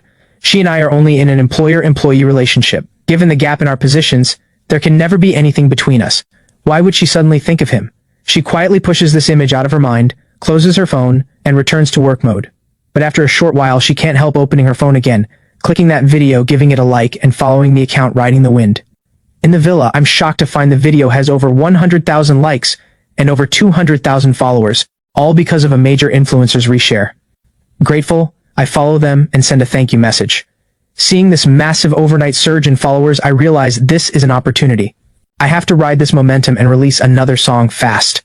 After 8 in the evening, my new piece is finally done, better quality than before, but I don't rush. I plan to wait until the current buzz fades before releasing it. After stretching my stiff body, I walk to the kitchen to make medicinal porridge. In the office at the Sterling Group, Vivian pores over reports with a headache. The Sterling Group's main business is food and beverages. It's peak beverage sales season, but several flagship products have seen significant year-over-year declines. Vice President Rachel says helplessly, Miss Sterling, the Jameson Group has come on strong this year. They hired top celebrities for endorsements, invested heavily in advertising, and rolled out one campaign after another. We must catch up quickly, or we'll lose significant market share. Vivian thinks for a moment, already forming a plan. After going over the plan with Rachel, Rachel nods. I'll get on it right away. Then Tessa comes in. Miss Sterling, Ethan brought you medicinal porridge. He's waiting in the lobby. Vivian pauses for a moment. Busy all day, she almost forgot about me. She thought, with the blacklist, I might have to swallow my pride and beg her forgiveness. She never expected I'd act as if nothing happened and still bring her porridge. Vivian's expression is complex. Invite him up. Tessa is surprised but respects Vivian's request and brings me up. Honestly, I'm surprised too. All these years bringing porridge, Vivian has never let me enter her office. Vivian gets straight to the point. The urine roll, Damien and the company's marketing manager deceived me. They didn't mention your name, just said it was a small-time actor with no acting skill who got the role through the back door. The blacklist wasn't me, it was Damien and Caleb. I'll give you an explanation. The urine roll can't be changed, but I'll help you get a more important role in another drama. The blacklist has been lifted. I'm shocked. So I had wronged her. Guilt fills my heart. No need, Miss Sterling, this has nothing to do with you. The blacklist being lifted is enough. My agent will find me other roles, but thank you for your kindness. Vivian is somewhat surprised. You've only played supporting roles in web dramas. This opportunity could put you straight into the male lead of a primetime drama. You don't want such an opportunity? I lower my eyes and gently say, of course I want an important role, but this has nothing to do with you. You don't need to compensate me. I've already taken your kindness. My conscience wouldn't allow it. Vivian's eyes suddenly light up. She can't help seeing me in a new light. Inside she's moved. Someone this kind-hearted actually exists. I let out a long sigh. Drink the porridge while it's hot. If there's nothing else, I'll leave now. Vivian calls out, I was just about to head back too. Let's go together. Though she usually sleeps at the company at this hour, today she decides to go home. I start the car and softly remind her, Miss Sterling, you have a weak stomach. Drink the porridge on time every day. Vivian eats the porridge in small bites, her heart warming. Looking at my profile, she feels an unexplainable familiarity. She remembers our first meeting, under the neon lights of a bar, me playing the guitar. In what feels like a single moment, 3 years have passed. Vivian suddenly asks, do you have any wishes? I pause briefly, looking at her gaze in the rearview mirror, her eyes clear. Her sincerity moves me. I say quietly, I came from Hope Children's Welfare Home. The children there need a lot of help. I wish I had the means to buy them school supplies. Such a simple and kind wish brings a pang of sadness to Vivian's heart. The car pulls into the villa, and both of us silently go to our rooms. Back in her bedroom, Vivian makes a call. Tomorrow morning, go buy school supplies. Budget 100,000. Also buy children's clothing for all ages, boys and girls. And toys. Also prepare 1 million yuan to transfer to Hope Children's Welfare Home's account. Early the next morning, Tessa walks up to Vivian. Miss Sterling, everything is bought. With this much, are you visiting an orphanage today? She's used to this. Over the years, Vivian has donated to dozens of Hope elementary schools, and often visits welfare homes and nursing homes for charity. Tessa has gone many times. Anything important this morning? Vivian asks while handling her work, not looking up. Tessa flips through her record book. There's a product strategy meeting at 10. Move it to the afternoon. Yes. Vivian quickly wraps up her work and after 9:30, takes Tessa to Hope Children's Welfare Home. Why is this place so remote? The car drives all the way out to the outskirts, almost out of the city, before they spot a brand new 3-story building in a desolate spot, with a small courtyard of less than 100 square meters in front. The iron gate is shut, with a sign reading Hope Children's Welfare Home hanging at the top. Tessa explains, I checked. This welfare home was founded by an elderly couple, basically a semi-private welfare home. Government support is minimal. The land belongs to the couple's own family. 3 years ago, a major fire broke out here. The flames were intense, and the entire welfare home burned down. The director suffered severe burns and is still receiving treatment in the hospital. 3 years ago. Vivian can't help thinking of me. Back then, the bar owner said I was desperate for money, working 3 jobs a day, working day and night. At the time, she didn't think much of it. In Yorkfield, people like me obsessed with making money are a dime a dozen. But connecting it with the orphanage fire 3 years ago, things weren't what she had imagined.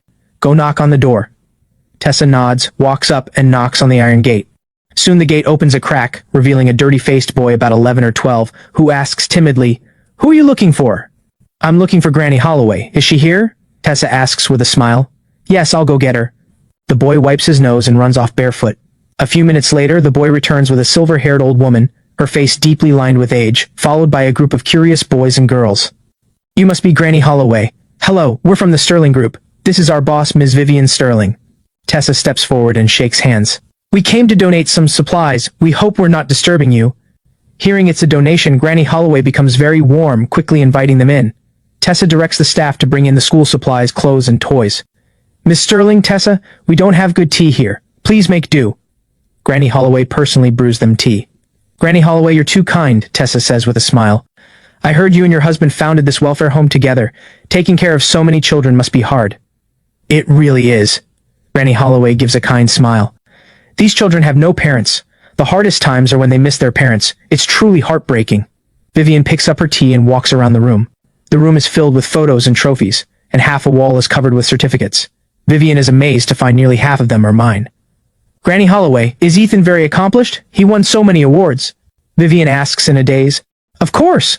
At the mention of my name, Granny Holloway's face lights up, her eyes full of pride. This child is the most outstanding I've ever met. Hearing this, Tessa walks over in surprise, unable to speak for a long while. Vivian and Tessa exchange a glance.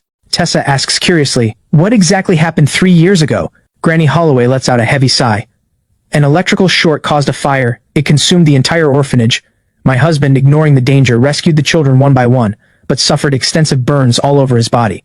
When Ethan heard, he resolutely dropped out of Yorkfield Drama Academy and worked 3 jobs a day to raise money for Hayes' surgery. Granny Holloway sheds tears. This child has loved acting since he was small. He often told me and Hayes he'd be a big star one day, but to treat Hayes he gave up his dream without hesitation. Vivian is deeply moved. She never knew I had been a student at the famous Yorkfield Drama Academy, that I dropped out and worked to treat my grandfather. What devotion and willpower that takes. Granny Holloway smiles again. Later he met a benefactor who lent him 500,000 to rebuild the welfare home, and covered his grandfather's treatment costs. All these years he's donated regularly every month. The children are doing well now, all thanks to his quiet dedication. Granny Holloway's words strike Vivian and Tessa's hearts like a hammer, stirring up huge waves inside them. They silently marvel that such a kind-hearted person has never shown them these past contributions. Granny Holloway's words strike Vivian and Tessa's hearts like a hammer, stirring up huge waves inside them. Vivian, the benefactor she mentioned, could it be you? Tessa's eyes widen. All this time she thought I was just someone living off others, never imagining I had worked so hard to rebuild the orphanage and treat Grandpa Hayes. Vivian looks dazed. She has lived with me for 3 years and knows I'm not greedy. She always kept living expenses for me in the living room drawer, most of which I used to buy ingredients for medicinal porridge. My monthly expenses were no more than 2,000 or 3,000. I never kept extra money for myself. She thought I worked so often because I was unhappy with the 5 million in savings. Now she understands I had always been short on money, the money all going into the orphanage and Grandpa Hayes. Miss Sterling, you're Ethan's benefactor? Granny Holloway picks up on Tessa's words and excitedly grips Vivian's hands. Thank you so much. Without you, those children wouldn't know what to do, and my husband wouldn't have lived this long. Vivian quickly reassures her. Granny Holloway, I helped him then because he had talent.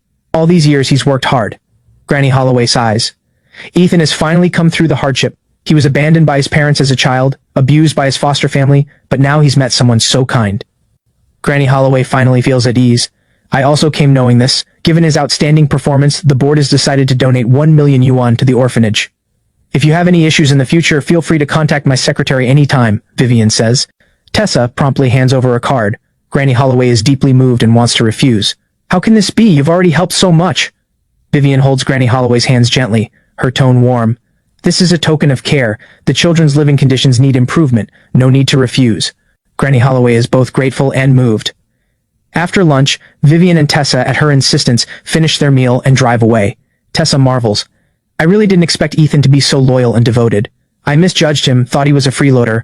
I never imagined. Vivian listens to Tessa's self-blame, her thoughts not stopping. My gentle smile surfaces in her mind, and a strange ache rises in her heart. He has cancer. A simple statement, but like a bolt from the blue. Tessa slams on the brakes. What? He's been diagnosed with late-stage lung cancer, maybe only a month left. Vivian sighs softly. The two fall silent. The car continues, leaving only their shared sorrow lingering in the air. Early in the morning, I eagerly open the platform. 500,000 likes? Seeing the like count on the Fortune Cast video, I freeze. It blew up to this level overnight? Not only that, my follower count surged by 300,000 overnight, breaking 500,000. I quickly scan the comments. Came here from a recommendation. Really is amazing. OMG, I've had this on loop all day. Way better than the generic pop songs on the charts. Drop a new song already, I'm sick of this old one. I find a few influencer names, open their accounts, and sure enough, they've all been recommending me for free. The likes have skyrocketed because of this. I quickly send each of them a private message to thank them. I spend the whole day at home focused on creating new songs. During this time, Lily calls to say that even though the blacklist is lifted, the aftershocks remain. Many companies and directors still have concerns and won't easily cast me. If this were yesterday, I might have been anxious, but now my heart is still as water. The new song is doing brilliantly. If I keep going, the next one won't disappoint. On a short video platform, the quality of the work speaks for itself. Social politics barely matter. For someone like me with mild social anxiety, this is the ideal way to work. Lyrics, composition, arrangement, recording, all done in one sweep. By 6 in the evening, I'm satisfied with 2 new songs and let out a big stretch. Suddenly, the door opens, footsteps approach, and Vivian stands at the doorway. She's wearing a long floral dress, graceful and stunning, breathtakingly beautiful. Vivian has been restless all day, with a strange unease. After work, she rushed home anxiously, eager to see me. The moment she stepped inside, her mood became calm, as if I were the source of that tranquility. Standing at my doorway, she notices the new recording equipment. Her company is in the film industry, so she naturally knows what these are for. Scattered sheets on the desk are filled with lyrics and sheet music, and a guitar rests casually on the floor. Miss Sterling, you're home. Sorry, I'll tidy up right away. I'm slightly flustered because I know she has a mild cleanliness streak. Every day I work to keep the room tidy, but tonight's exhaustion made me slack a bit. Seeing me scramble to clean up, Vivian's gaze is complex, wordless. Miss Sterling, have you eaten? I'll go cook. After tidying up, I'm about to head to the kitchen. She suddenly says, Ethan, you don't need to be so formal with me. Her words make me pause. It feels like she's broken some pattern. I always thought my respect for her was perfectly normal. Today I went to Hope Welfare Home. Her words almost make me stumble. I only thought she'd donate some supplies, never imagined she'd go in person. You used the 5 million I gave you to rebuild the orphanage and treat your grandfather. She looks at me. I admit it openly. At the time it was urgent. That money saved the orphanage and saved my grandfather. I'm deeply grateful, Miss Sterling, truly, thank you. No matter when, I'll always do my best to repay you. Vivian's gaze grows complex. So all these years of meticulous care for me was just to repay the debt? I stay silent. That is my truth. Perhaps after learning my past at the orphanage, Vivian feels more sympathy and pity for me, but this makes my heart feel unbearably heavy. Though our statuses are worlds apart, I still hoped we could become friends. But reality is like cold water poured on a flame, making me clearly realize that in her heart, I'm nothing more than a housekeeper. Self-mockery rises within me. I can't even keep up the illusion anymore. And responds, yes? What did I hope to become? A friend to a billionaire CEO? Me, a nobody from the bottom. What could I offer her? The The smell of cooking drifts from the kitchen. Vivian sits in the study, facing her computer screen, her thoughts in turmoil. Only the day Damien left 3 years ago did she feel this shaken. Today a single sentence from me has upset her. Her phone rings, a message from Tessa. Vivian, Riding the Wind has a new piece so amazing. Vivian instinctively finds my new video on the platform, posted just 10 minutes before she came home. The caption on the screen seems to strike her soul. I pray to the heavens, not for the next life, but just to meet you once more in this one. Similar to Fortune cast from before. Vivian's brow lifts slightly. She gently presses play. The song slowly comes through, the electric keyboard melody unfolding, a faint sorrow filling the air. As the intro ends, my voice surges like a wave. When the moonlight falls on my face, I almost change my form. The heart-wrenching emotion flows through the notes, as if a bone-deep obsession gives it boundless power. The melody is captivating, the emotion intense, striking the soul directly. Vivian's expression turns focused. At this moment she realizes this song's appeal far exceeds the previous one. I enter the chorus, my voice growing more powerful, like an endless sorrow filling every corner of the study. Will we ever meet again? I prayed at the altar for thousands of years. The lyrics are vague yet striking. Vivian seems to see a man praying devoutly, kneeling stubbornly like stone, time passing relentlessly, seasons changing, yet time cannot shake his devotion, all for that tiny sliver of hope. Through my voice I convey this deep love straight to the heart. Only now does Vivian realize my singing ability is extraordinary. Only true singers can move people's emotions through melody, not just chase flashy high notes. Vivian sighs softly. Will we ever meet again? I prayed to the heavens for thousands of years. When the lyrics reach "Let me kiss your face once more," Vivian's eyes well up slightly. Can a person's devotion really reach this depth? For the one he loves, he'd rather plead with heaven for 1,000 years, even crossing the bridge of the afterlife, all just to kiss his beloved's face one more time. This kind of love shakes the soul. As someone who longs for platonic love, this song stirs ripple after ripple in Vivian's heart, moving her deeply. Turning her head, Vivian can almost see through the wall to me bustling in the kitchen. Is this a reflection of his inner feelings? Does this mean he too longs for a love that cuts to the bone? I don't know. Vivian turns, playing my new song again and again. This time the production is clearly better than last. The equipment wasn't bought in vain. She purses her lips and opens the comments. Ethan's new song is fire. Oh my god, this song didn't disappoint. Total ear orgasm. Haha, Ethan is really bringing mysticism to a whole new level, prayer and fortune casting all in one. The poor depend on mysticism. For love, the rich depend on the power of cash. Reading these amusing comments, she can't help laughing out loud. These moments make Vivian think of me. Right, isn't this guy a typical poor man? Is he really using mysticism to long for love? Miss Sterling, dinner's ready. I interrupt her thoughts. Vivian instantly pulls herself together, walks out of the room with her usual composure. During dinner, I gently ask her, Miss Sterling, will you be back tomorrow? Why do you ask? I might be out all day, won't be back at night either. Vivian nods. I won't be back tomorrow either. She continues eating, her eyes lowering slightly. This used to happen sometimes. I'd always take time off when needed, but she never seemed to care, yet now she's starting to wonder what exactly I take time off for. After dinner, I quickly wash the dishes and mop the floor, then slip back to my room. Opening the platform, seeing the likes break 100,000, I'm so excited I almost scream out, having to carefully suppress my excitement. I pace around my room several times before finally calming down. Meanwhile, in the Coolidge Music Tower in the capital city, a storm erupts in the music division's conference room. Director Cheney slams a report on the table, displeased. He scolds. This month our performance has been completely crushed by Penguin Music. Down 15% month over month. What is the company paying you for? Deputy Director Whitney admits with a bitter smile. Penguin Music has been lucky lately. New talent popping up everywhere, taking over our market share.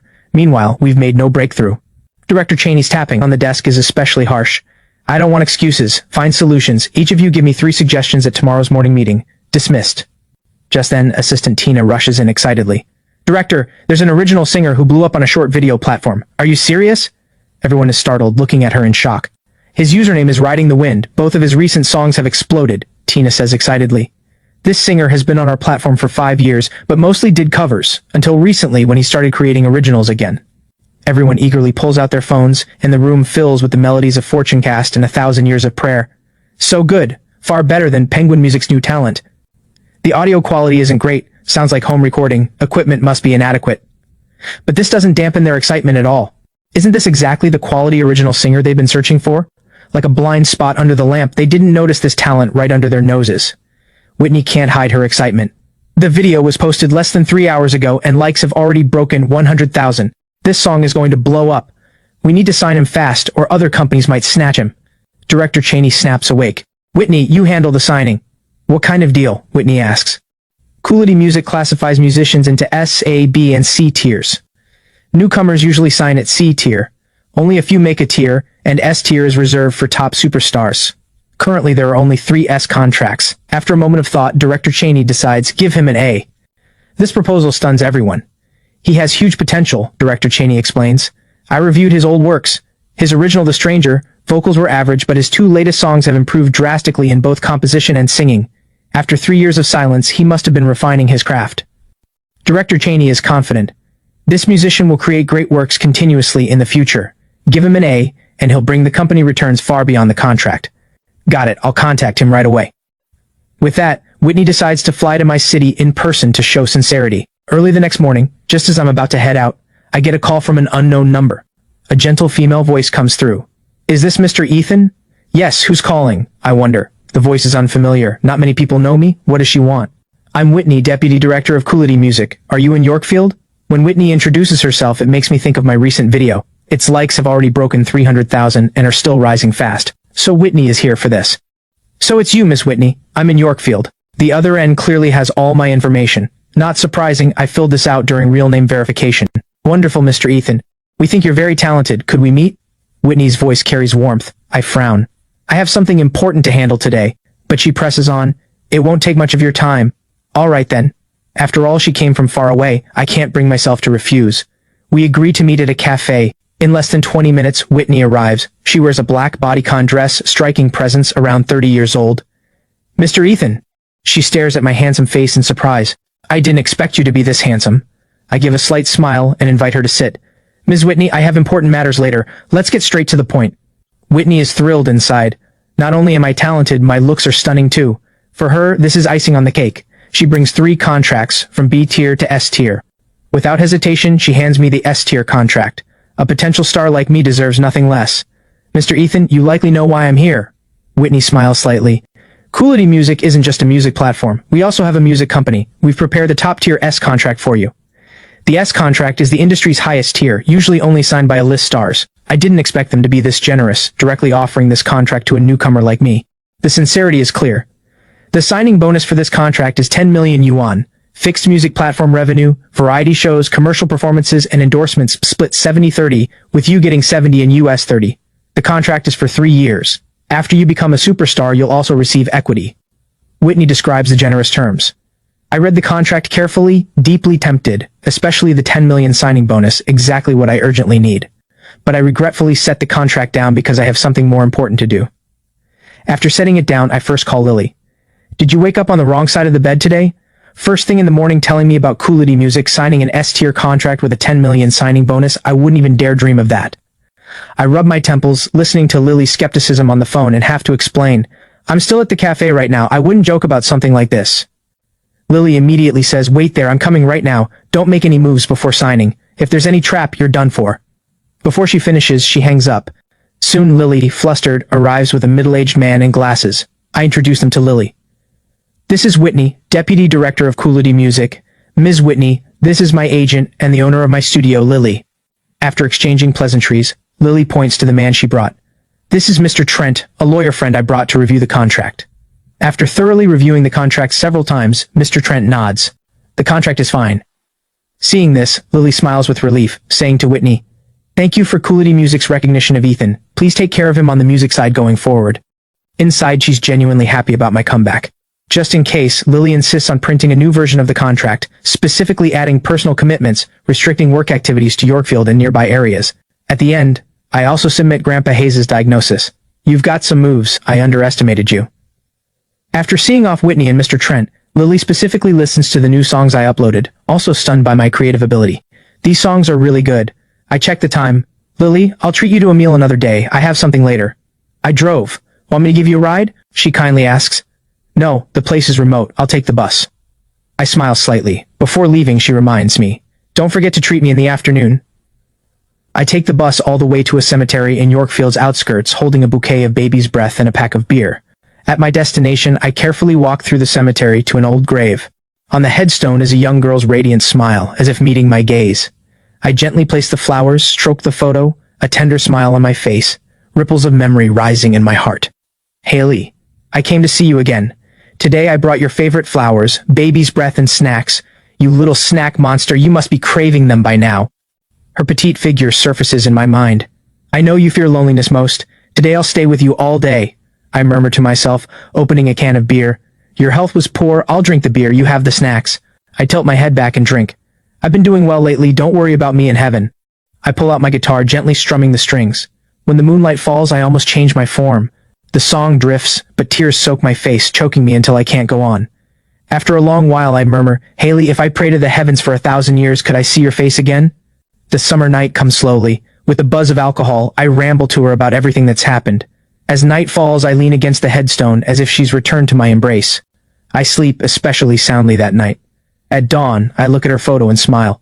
Morning, Haley. Did you sleep well last night? I have to go, lots to do. I'll try to visit sooner next time. A pang of sadness rises in my heart.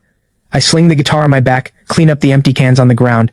I keep looking back, full of reluctance, slowly walking down the hill. Suddenly, the star-like eyes in my mind begin to lose their glow. Hey, isn't that Ethan? On the other side of the cemetery, Daisy is honoring her ancestors with her family when she unexpectedly spots my somewhat lonely figure. Come on, let me go check. She walks briskly toward me. Ethan! Hearing the familiar call, I stop, a touch of surprise on my face. Daisy stares at my face and freezes. My eyes are red and swollen, obviously from recent emotional release. Miss Daisy, why are you here? I turn my head and lightly wipe the tears from my eyes. My grandmother's grave is here. Today is her death anniversary. The whole family came, she explains, then falls into silence, seeming to ponder why I'm here. In the silence, she guesses at my thoughts, perhaps thinking I came because of an impending fatal illness, searching for my own resting place. The cemeteries in this area are cheaper than those in the city, perhaps fitting my current financial situation. You. Daisy starts to say something but stops, wanting to comfort me but holding back. Miss Daisy, go handle your business. I should leave too. No time for chit-chat.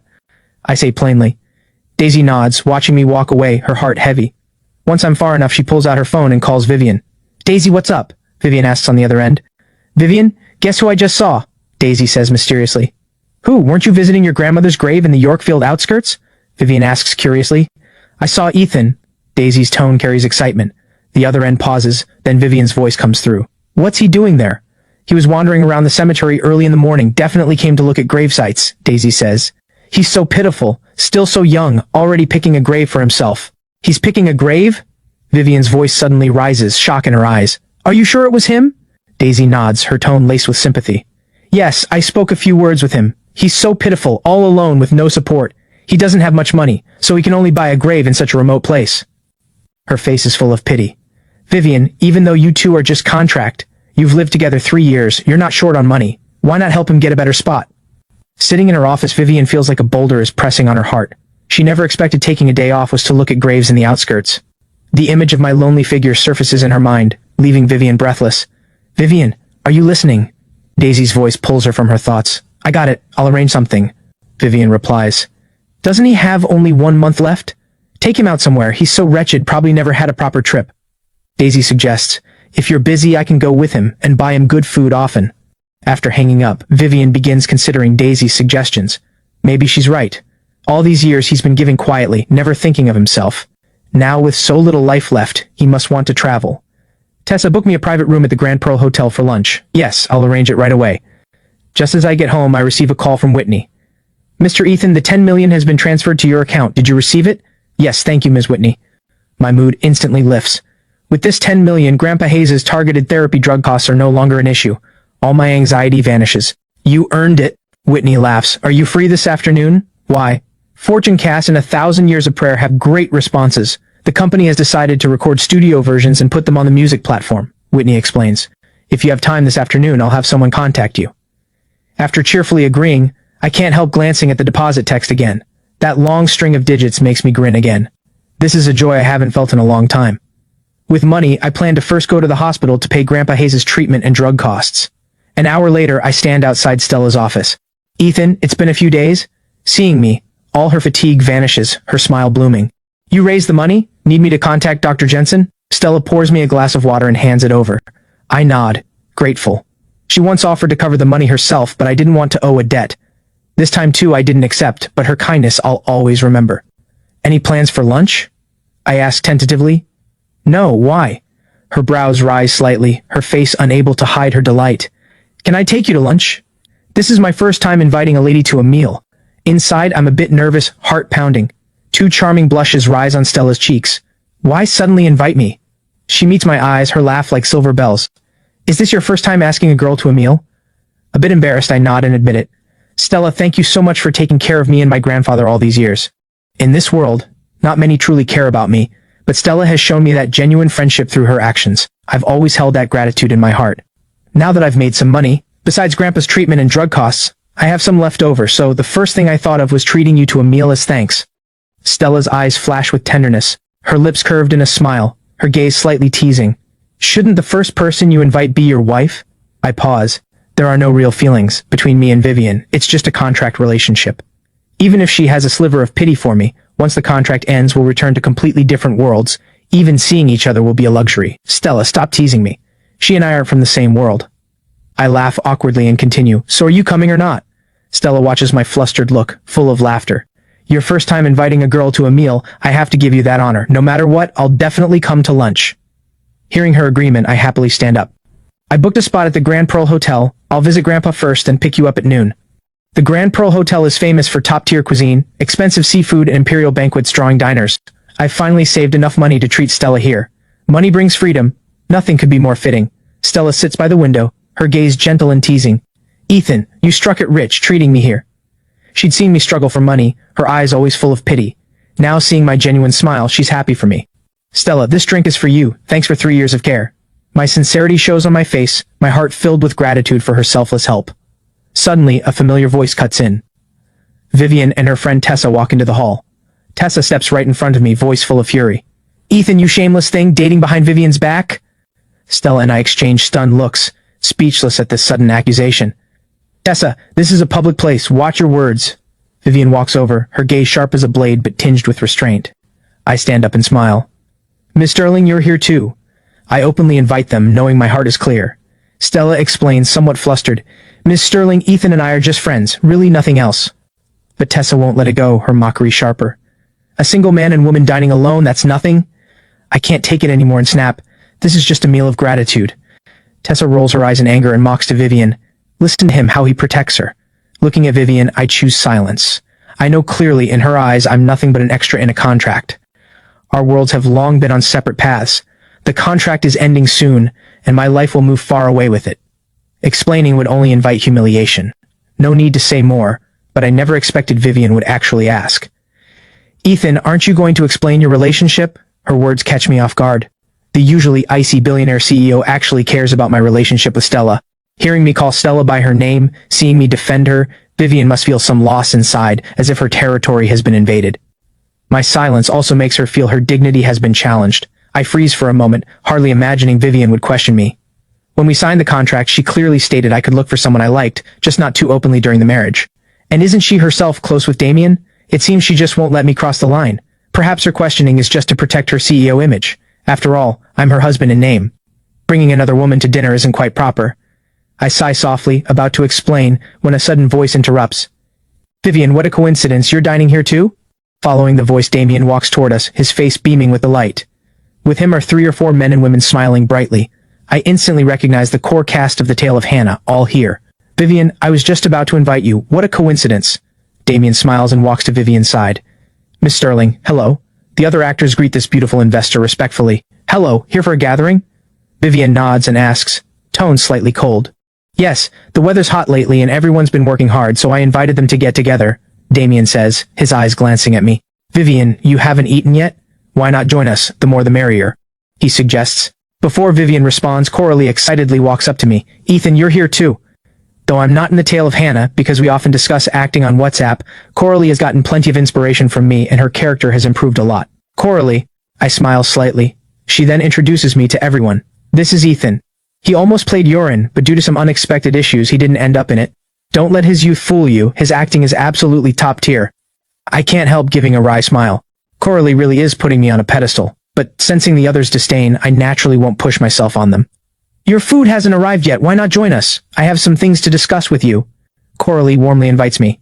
Vivian's brow furrows slightly. She naturally knows Coralie, this leading lady of the industry, has always been single. How did she connect with me? Coralie's warmth toward me makes Vivian a bit uneasy. Meanwhile, Coralie's invitation makes me a bit awkward. It's your cast gathering, it's not really appropriate for me to join. What's the harm, we're all in the same industry, bound to run into each other, Coralie says cheerfully. Won't you give me the honor? I look at Stella with a wry smile, and have no choice but to nod and agree. After all, Coralie has been good to me. Lily once told me, when my role got changed, Coralie even argued with Director Hudson on my behalf. The group enters the luxury private room and sits down. Vivian sits with Tessa and Una beside her, leaving no spot for Damien. Damien, sit here. Una smiles and stands up. My bad for not being thoughtful. I wanted to be close to Miss Sterling and forgot you're her boyfriend. No offense.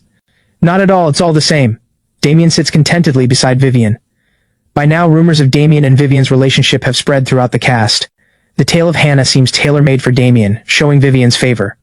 I lower my head playing with my phone, as if it doesn't concern me. Vivian looks at me, sees me calm as ever, and feels irritation rise. But sudden change breaks the calm. Stella stands abruptly, her face ice cold. Miss Sterling, what is the meaning of this? She simply can't believe Vivian, as Ethan's wife, openly has a boyfriend, even shamelessly right in front of Ethan. Isn't this a tremendous humiliation for Ethan? In this moment, Stella's heart is wrenched in pain. No wonder Ethan never mentioned his wife. She's this unworthy. Everyone's eyes turn to Stella. She sternly questions Vivian. You're Ethan's wife. Carrying on an affair so openly right in front of him, how can you face him? What do you take him for? Flirting with another man right in front of him? Do you have any sense of shame? Once she speaks, the entire room erupts. Vivian is married? Married and seeing another man in front of her husband? Rich women play this hard? In an instant, everyone's gaze toward Vivian becomes complex. Vivian looks like an unapproachable ice queen, but turns out she's a real wild one underneath. You really can't judge a book by its cover. I look up in shock, glancing at Vivian, her brow tightly furrowed, barely able to maintain her composure. I quickly say, Stella, stop. I didn't expect Stella to stand up for me. Touched but also anxious, I don't want this contract marriage to become known to everyone. Vivian and I agreed long ago. Stella looks at me with pity. Ethan, I know you're kind, but I can't watch you get bullied. She turns sharply to Vivian. Miss Sterling, I understand your family has wealth and power. Ethan is just a helpless orphan, but since you are his wife, you should uphold fidelity. Trampling on his feelings like this, can you bear it? If you have no feelings for him, just divorce. With your beauty and wealth, what kind of man can't you find? Why bully such a kind person? I need an explanation. The air freezes instantly. The room is so quiet, only breathing remains. Concerning Vivian as the investor, no one dares speak, only contempt and sighs filling their hearts. With a husband at home, flaunting it in front of outsiders is truly absurd. Miss, you've misunderstood Vivian. Damien's face turns ugly. He knows this affects Vivian's reputation and his own, and stands up. If rumors spread, tomorrow's internet will blow up. He can already foresee tomorrow's headlines. But just then, Vivian says something that catches Damien completely off guard.